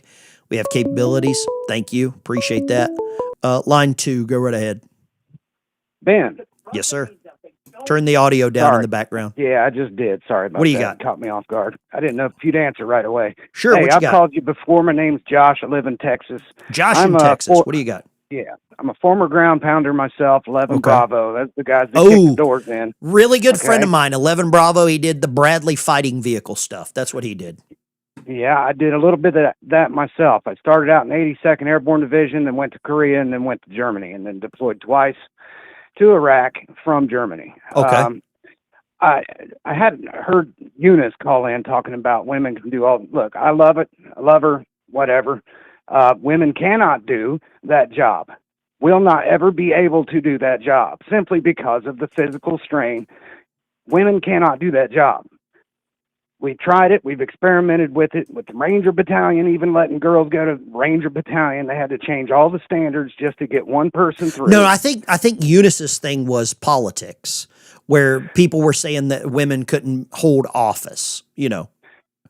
Yeah, but she's also going off about how she didn't want people to stop talking about dropping bombs. And well, how else do you think we're going to do this if we don't put boots on the ground? Okay. And from the perspective of a guy who was the boot on the ground, I don't want that. None of the people that I ever worked with want that to happen. Me either. But unfortunately, there are certain circumstances where that's the last option. And it will probably be the last option with this war. However, that's a long time down the road from my perspective. I agree. We've got plenty of stuff we can do. These boats are amazing. Do it again and again and again until they get the picture. But people got to keep in mind, we're dealing with generational incest. This is why these people act the way they do. They are not like everybody else. And the same people over there that hate us, they have cells here that hate us. Yep. So I'm out of the military now. I'm retired, but I'm keeping watch over my own neighborhood. You and damn I hope that's right. what all the other brothers are doing. But I tell you what, they get froggy, go ahead and leap, because we'll be the lily pad to put your ass out. The best thing I did here at my house, because I live out in the country, I got driveway alarms. I got multiple sensors on my driveways. They're not just on the driveway. They're out in the trees and the bushes. And whenever it goes off, there's a sound that goes off here in the house. And I don't know about you, but I am a big fan of a 30-30. I keep a Marlin real close because you can reach out and knock out the back window of a pickup truck. You know what I'm talking about? Oh yeah, easily. Thank you for calling, From brother. 300 yards. Have a good one, buddy. Thank you for your service. God bless you. Super chat from Mike. Let her rip. This is what one of these things look like for anybody that 560 feet long. It's basically 2 football fields, 18,700 tons. This is right outside of Seattle. That's a Typhoon. That's the largest submarine. That's the world's largest submarine. You know what? I didn't think I was going to do this long live stream. But if anybody's got a call, anybody wants to call in, now's your chance. Before I shut it down, now's your chance. I'm already getting the nudge. The nudge has already started. I'll show you what I mean. Here, let's go. Brian, Lime, Ohio. What you got? Hey, Ben. Now this is this is strictly a joke, I promise. So going back to Karma yesterday, that was talking about that DEW that hit her trailer. Oh, that lady was crazy. Yeah. I was laughing my butt off. Do you know but what, anyways, though? So many people got upset because I was just being sarcastic. And I think it's funny that so many people get butthurt. I love the butthurt. I love the cope. Well, you know what? And like you told her, it's my show. It is my show. I don't care. Click away. Absolutely. Brian, thank you for calling. Hold on. Here's what I wanted to say. Get to the about point, that Brian. DEW. You're You're very long-winded. Get to the point. I know. I'm going to make it quick. Let's unload the zoos of all the lions and tigers and drop them off in Iran. There's your boots on the ground. God bless you. God bless you. Thank you for calling. Let's go right here. Line 2. What do you got? Hey, this is Mark from Virginia. Mark in Virginia. What do you got, Mark?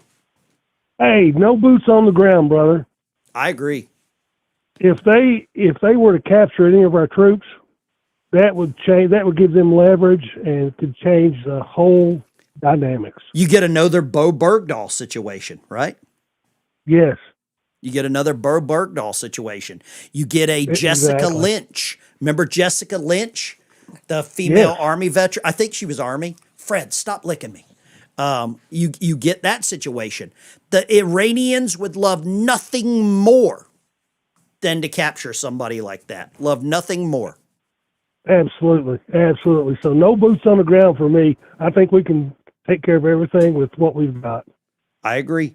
Mark, thank you for calling. God bless. You know what? The same people that want boots on the ground, I want them to go find a hornet's nest and grab a hold of it. Go grab a hold of a hornet's nest. and then come and talk to me. Come and talk to me, right? That's exactly what that is. Go find a hornet's nest, grab a hold of it, and then tell me, well, it's just a hornet's nest. You know, that's what I think. Thank you for calling, Mark. God bless you. Tommy, what do you got? Hey, guys. Listen, I just want to top it off by saying, and I come from a family. My father was a Marine in 2 wars, and my oldest brother was killed in Vietnam. My baby brother's Air Force, and I've been shot at air ambulance for our church in Venezuela, Caracas, and Haiti, Port-au-Prince. So I've never been in combat, but I've been shot at and got a bullet in my left engine of a Learjet. Anyway, when is it? My old man always used to say, there's always going to be a time that the army in which they were trained to do when they first got in the military in theory evac and hand-to-hand combat and all of the shooting of the weapons and so on and so forth that we pay for. So they're ready to be troops on the ground at all times. So when, if any other time in history, look at every other excursion or war in history, and you tell me when, there's never been a better or more necessary time for boots. Now, when we say boots on the ground, does that mean 30 guys or 400 guys or 1,000? You never say how many. You never say brigade, platoon, whatever. You just say boots on the ground. We don't want them. Well, I fucking want them. I want this over with. Let me ask you this. You understand? Hold we on. don't want it over with, but we're not willing to do Calm what down. the goddamn army was trained to do. I want to ask you a question. What is the first objective if you sent boots on the ground? What is their first objective? That is No. I'm asking you. I wouldn't even begin to answer that right now because that's unimportant. The objective is not important. That's not for me to figure out the mission. But you're saying that you want boots on the ground, but you can't tell me the first objective. I got a lot of ideas, Ben. I got a lot of ideas for boots on the ground, but it's insignificant. They need to figure out the mission and put them on the ground because I feel as though that there's no other way to end this thing other than a huge bomb or, I can't hear you, Ben. I'm sorry. Go ahead. Let me ask you this then. Where would be the first place you deployed troops?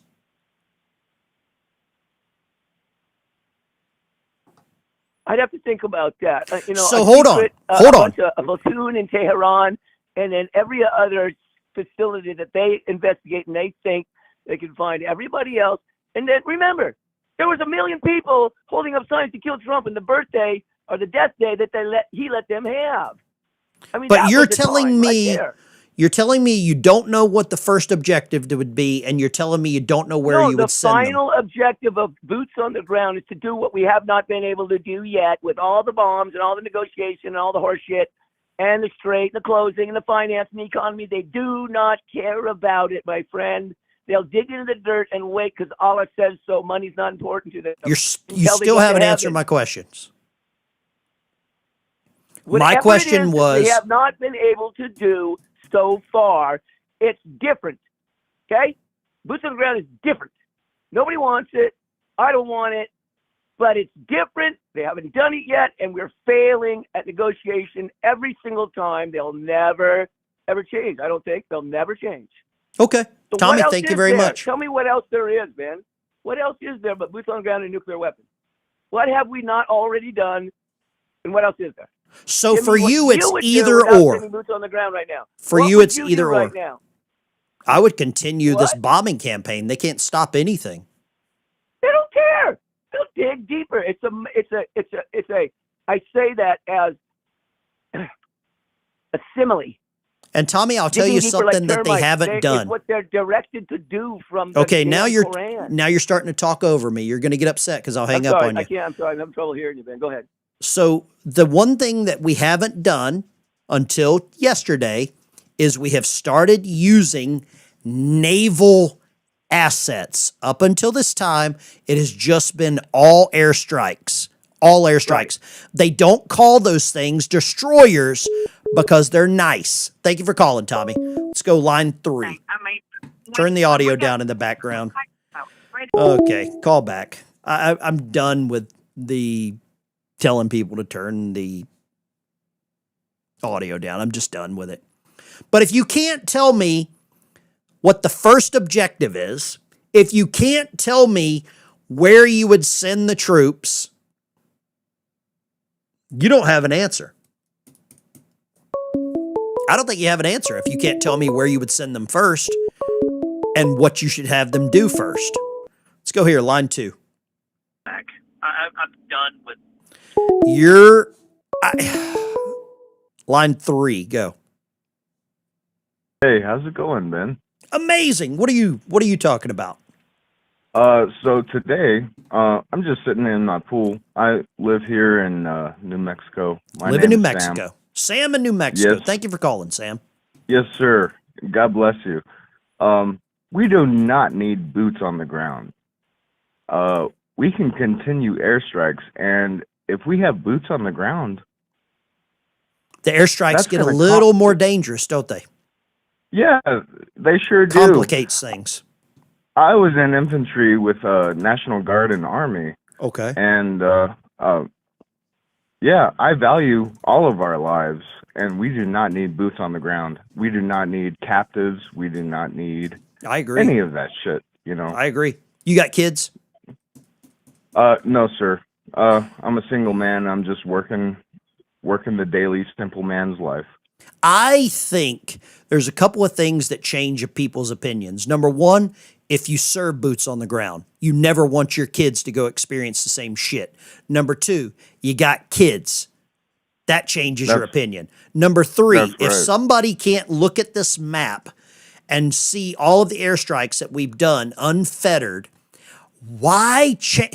I'm a big fan of college football, right? I grew up in Alabama. Nick Saban, if he found a play that worked, he ran it until it quit working.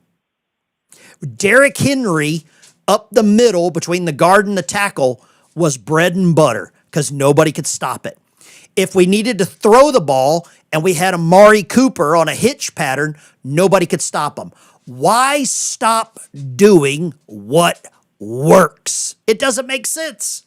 If you go to the casino and you find a slot machine that's paying out every $9, are you going to get up and give it to anybody else? That's right. Our airstrikes are doing the damage it needs to do. So we don't need boots on the ground. If you look over the last 24 hours, the airstrikes are all on the coastline. They are just shelling them back into their damn roach motels, and that's what's going to happen. But if you put boots on the ground, it changes everything. It logistically changes. It handcuffs your airstrikes. Thank you for calling, brother. God bless you. Thank you for your service. God bless you, too. Thank you for calling. Yes, sir. I love talking to somebody that's been there. That's what I think. I just don't like the idea. Man, the phone calls are on fire tonight. We got them riled up. We kicked the hornet's nest. What do you got? Line 5. Hello, Ben. This is Greg in Ohio. I have what might be a stupid question. I would expect nothing less from Ohio. If we keep bombing them and it's working so well, how come every time we stop bombing them, they start bombing other countries and the ships? I don't get it. They haven't hit any of our ships. Oh, you're talking about the containers. Passing ships through the strait. Gotcha. The commercial ships. Okay, gotcha. Yes. I gotcha. I agree. You know what?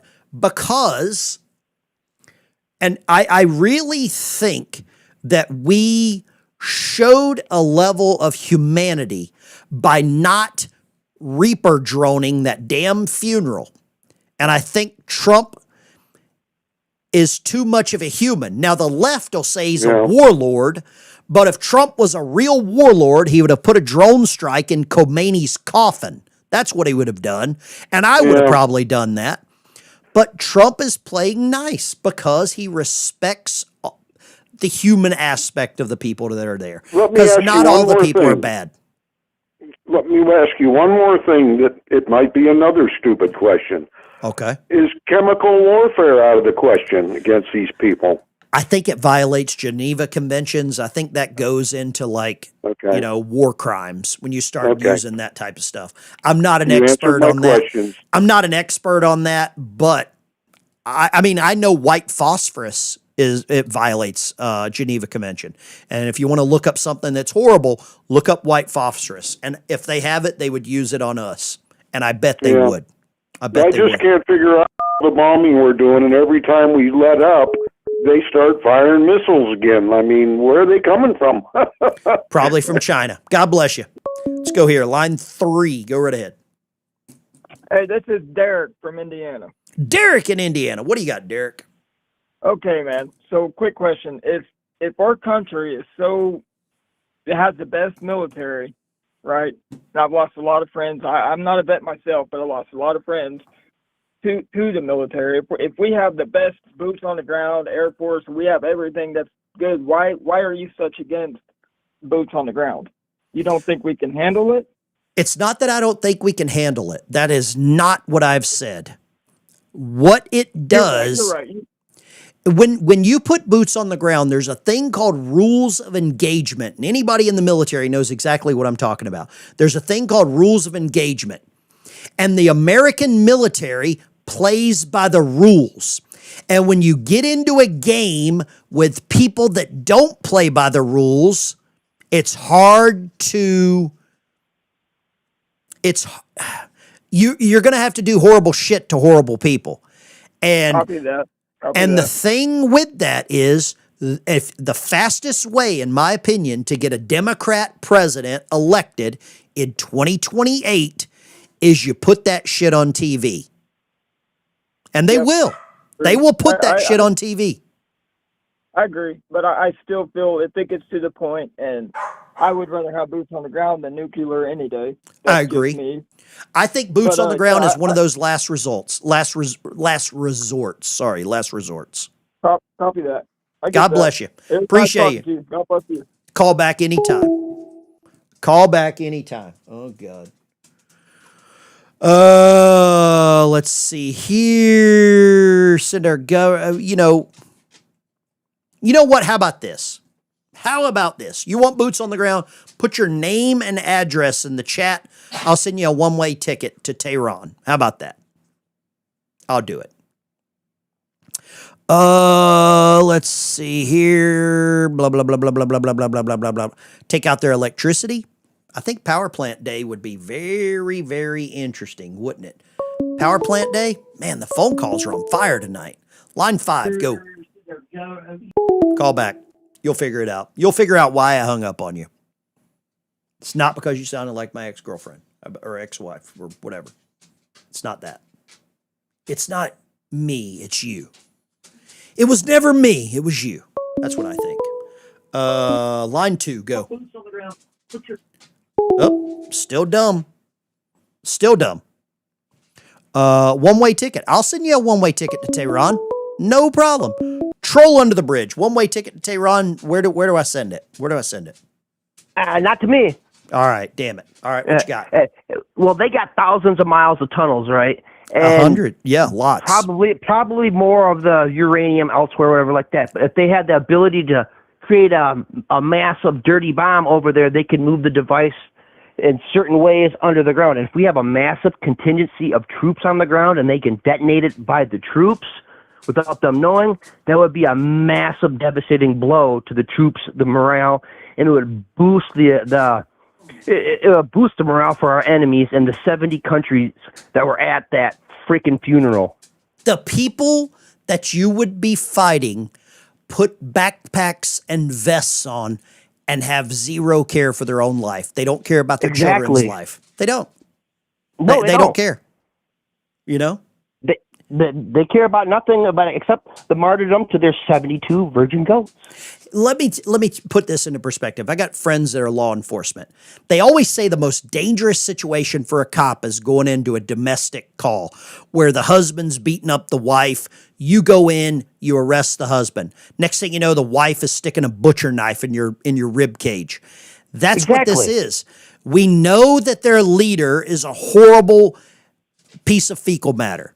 But you go there and you're trying to help them. You're trying to help the battered wife. The battered wife sticks a butcher knife in your boots, or in your neck.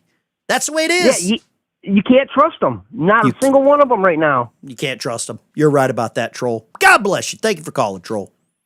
See ya. Troll is always on point. He's the best troll in the troll ground. Best troll in the troll ground.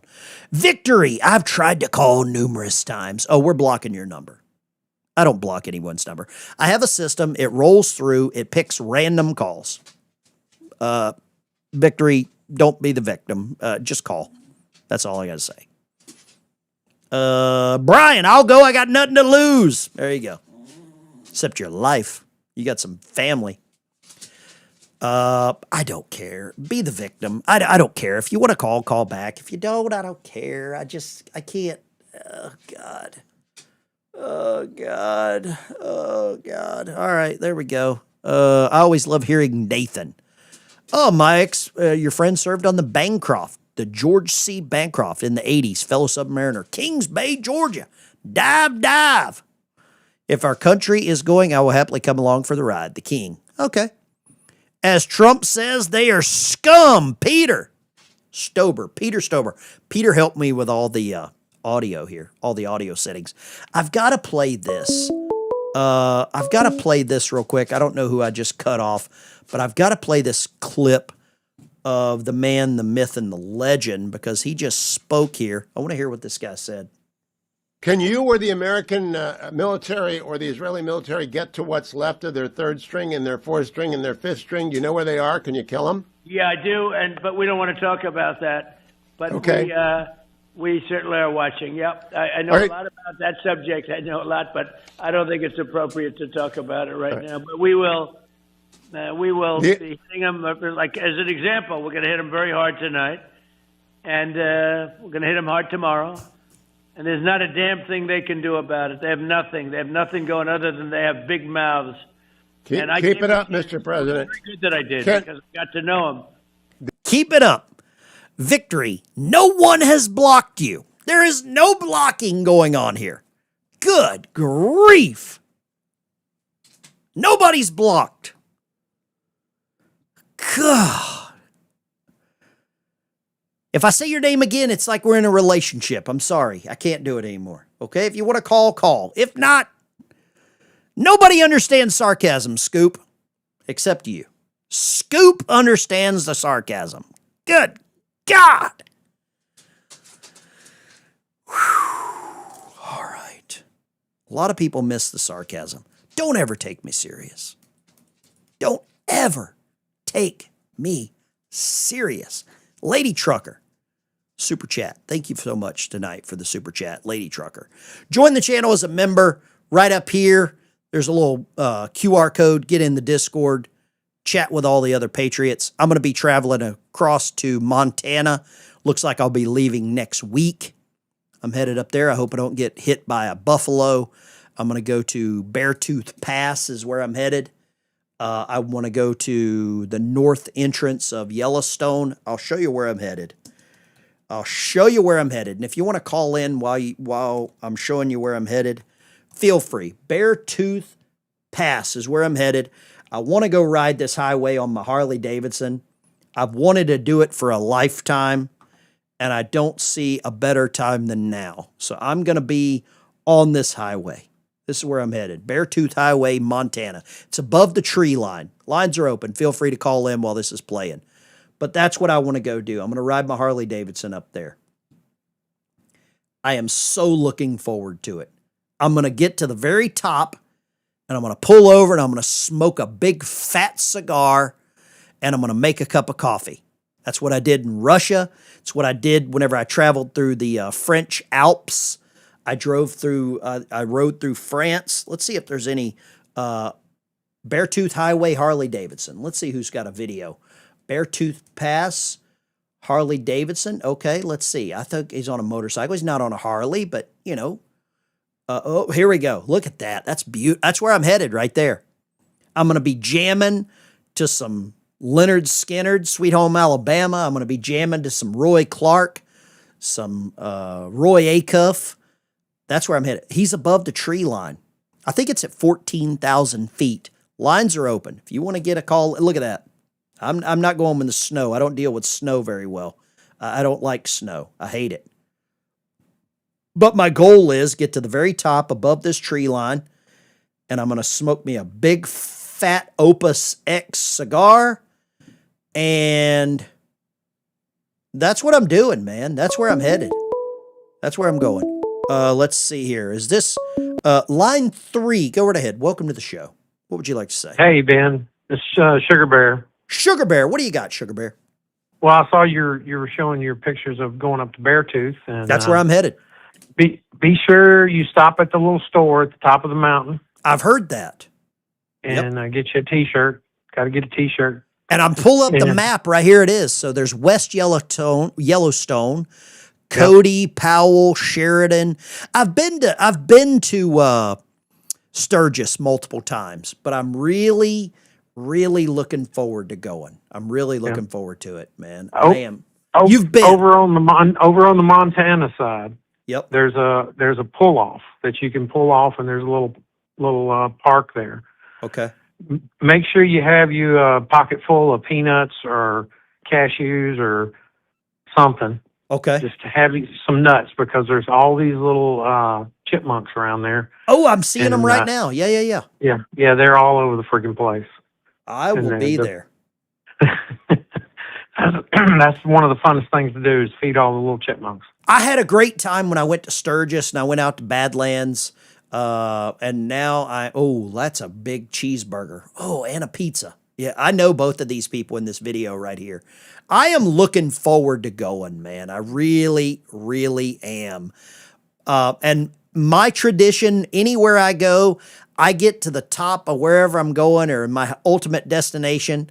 I sit, I kick back, I make myself a cup of coffee, some cowboy coffee.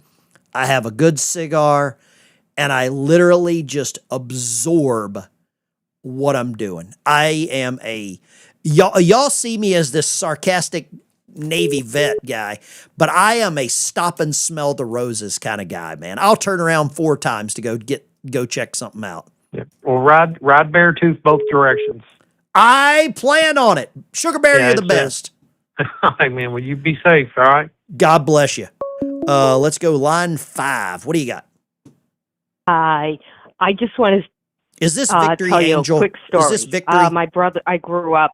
My brothers had Harleys, Ford Falcon, '69 Ford Falcon. Yep. And my mom, strict. You're not allowed to go on the motorcycle. Ooh. So I used to run up the block. My brothers used to go up the block and pick me up, and we would go riding. I love it. I have a convertible, so it's my female. Have you seen my old truck? Motorcycle. I drive a 50-year-old truck. I love it. I drive a 50-year-old pickup truck, and I am my daily driver. I drive a 1975 Ford F100.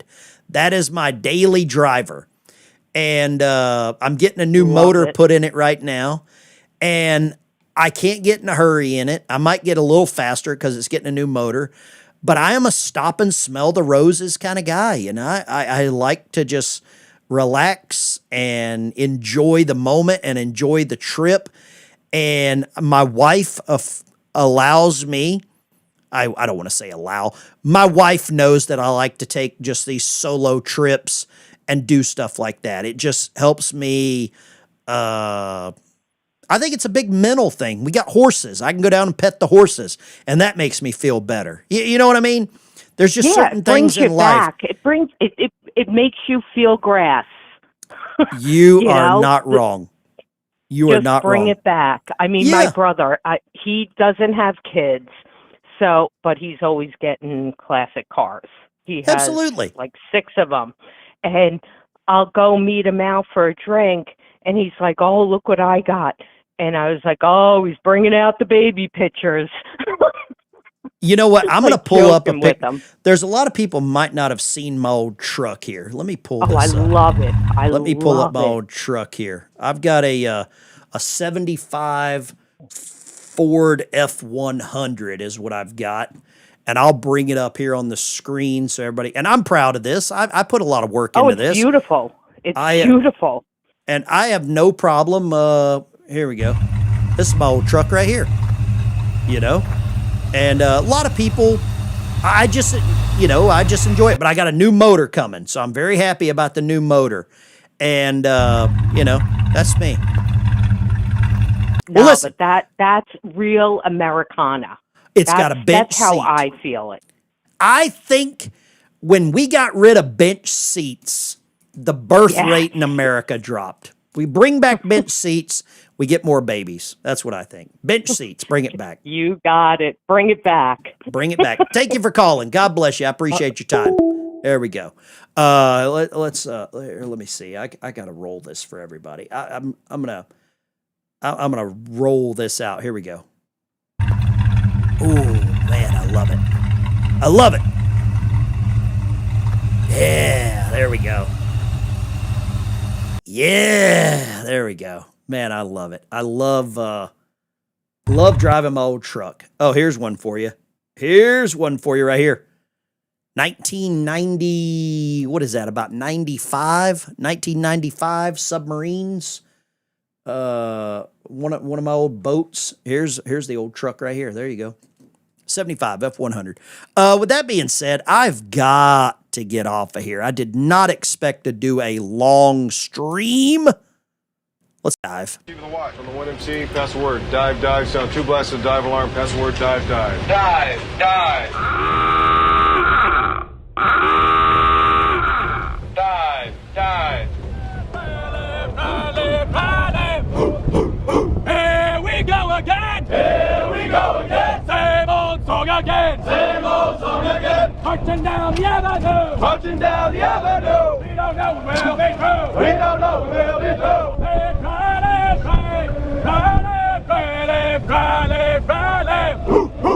A long, long time ago! Long, long time ago! Heard it on the radio! Heard it on the radio! Sounds so good to me! Sounds so good to me!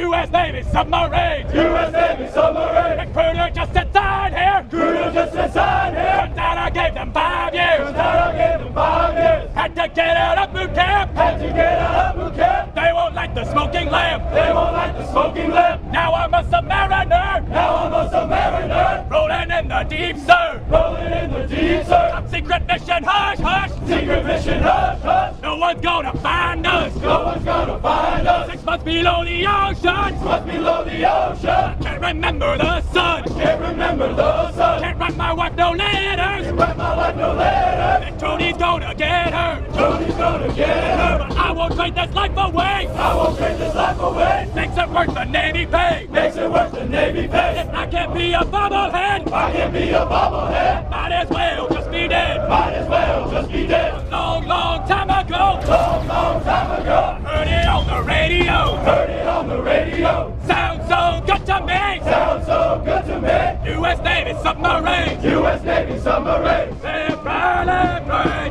Riley, Riley, Riley! Hey, sailor! Hey, sailor! Where have you been? Where have you been? I've been to Coral Sea! I've been to Coral Sea! Fighting for liberty! Fighting for liberty! Fighting for freedom! Fighting for freedom! Hey, sailor! Hey, sailor! Where have you been? Where have you been? I've been to Korea! I've been to Korea! Fighting for liberty! Fighting for liberty! Fighting for freedom! Fighting for freedom! Hey, sailor! Hey, sailor! Where have you been? Where have you been? I've been to Vietnam! I've been to Vietnam! Fighting for liberty! Fighting for liberty! Fighting for freedom! Fighting for freedom! Hey, sailor! Hey, sailor! Where have you been? Where have you been? I've been to Desert Storm! I've been to Desert Storm! Fighting for liberty! Fighting for liberty! Fighting for freedom! Fighting for freedom! Hey, sailor! Hey, sailor! Where have you been? Where have you been? I've been to Afghanistan! I've been to Afghanistan! Fighting for liberty! Fighting for liberty! Fighting for freedom! Fighting for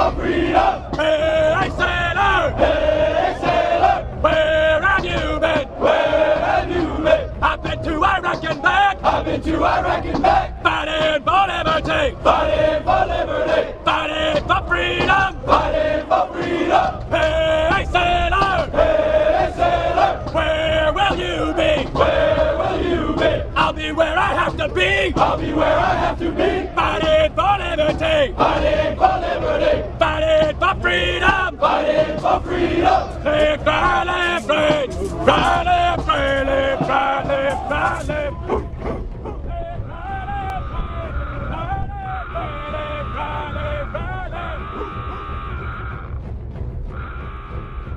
Okay, guys, gals, girls, this is Ben Dykes Show. Smash a like and subscribe on your way out the door.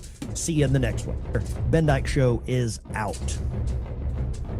We could do boom shakalaka. We love the boom shakalaka, you know. Nobody booms and shakalakas as much as I do. I do it better than anybody. I invented it, believe it or not. A lot of people don't realize it. Rock on, salute, God bless you. Bubbleheads forever.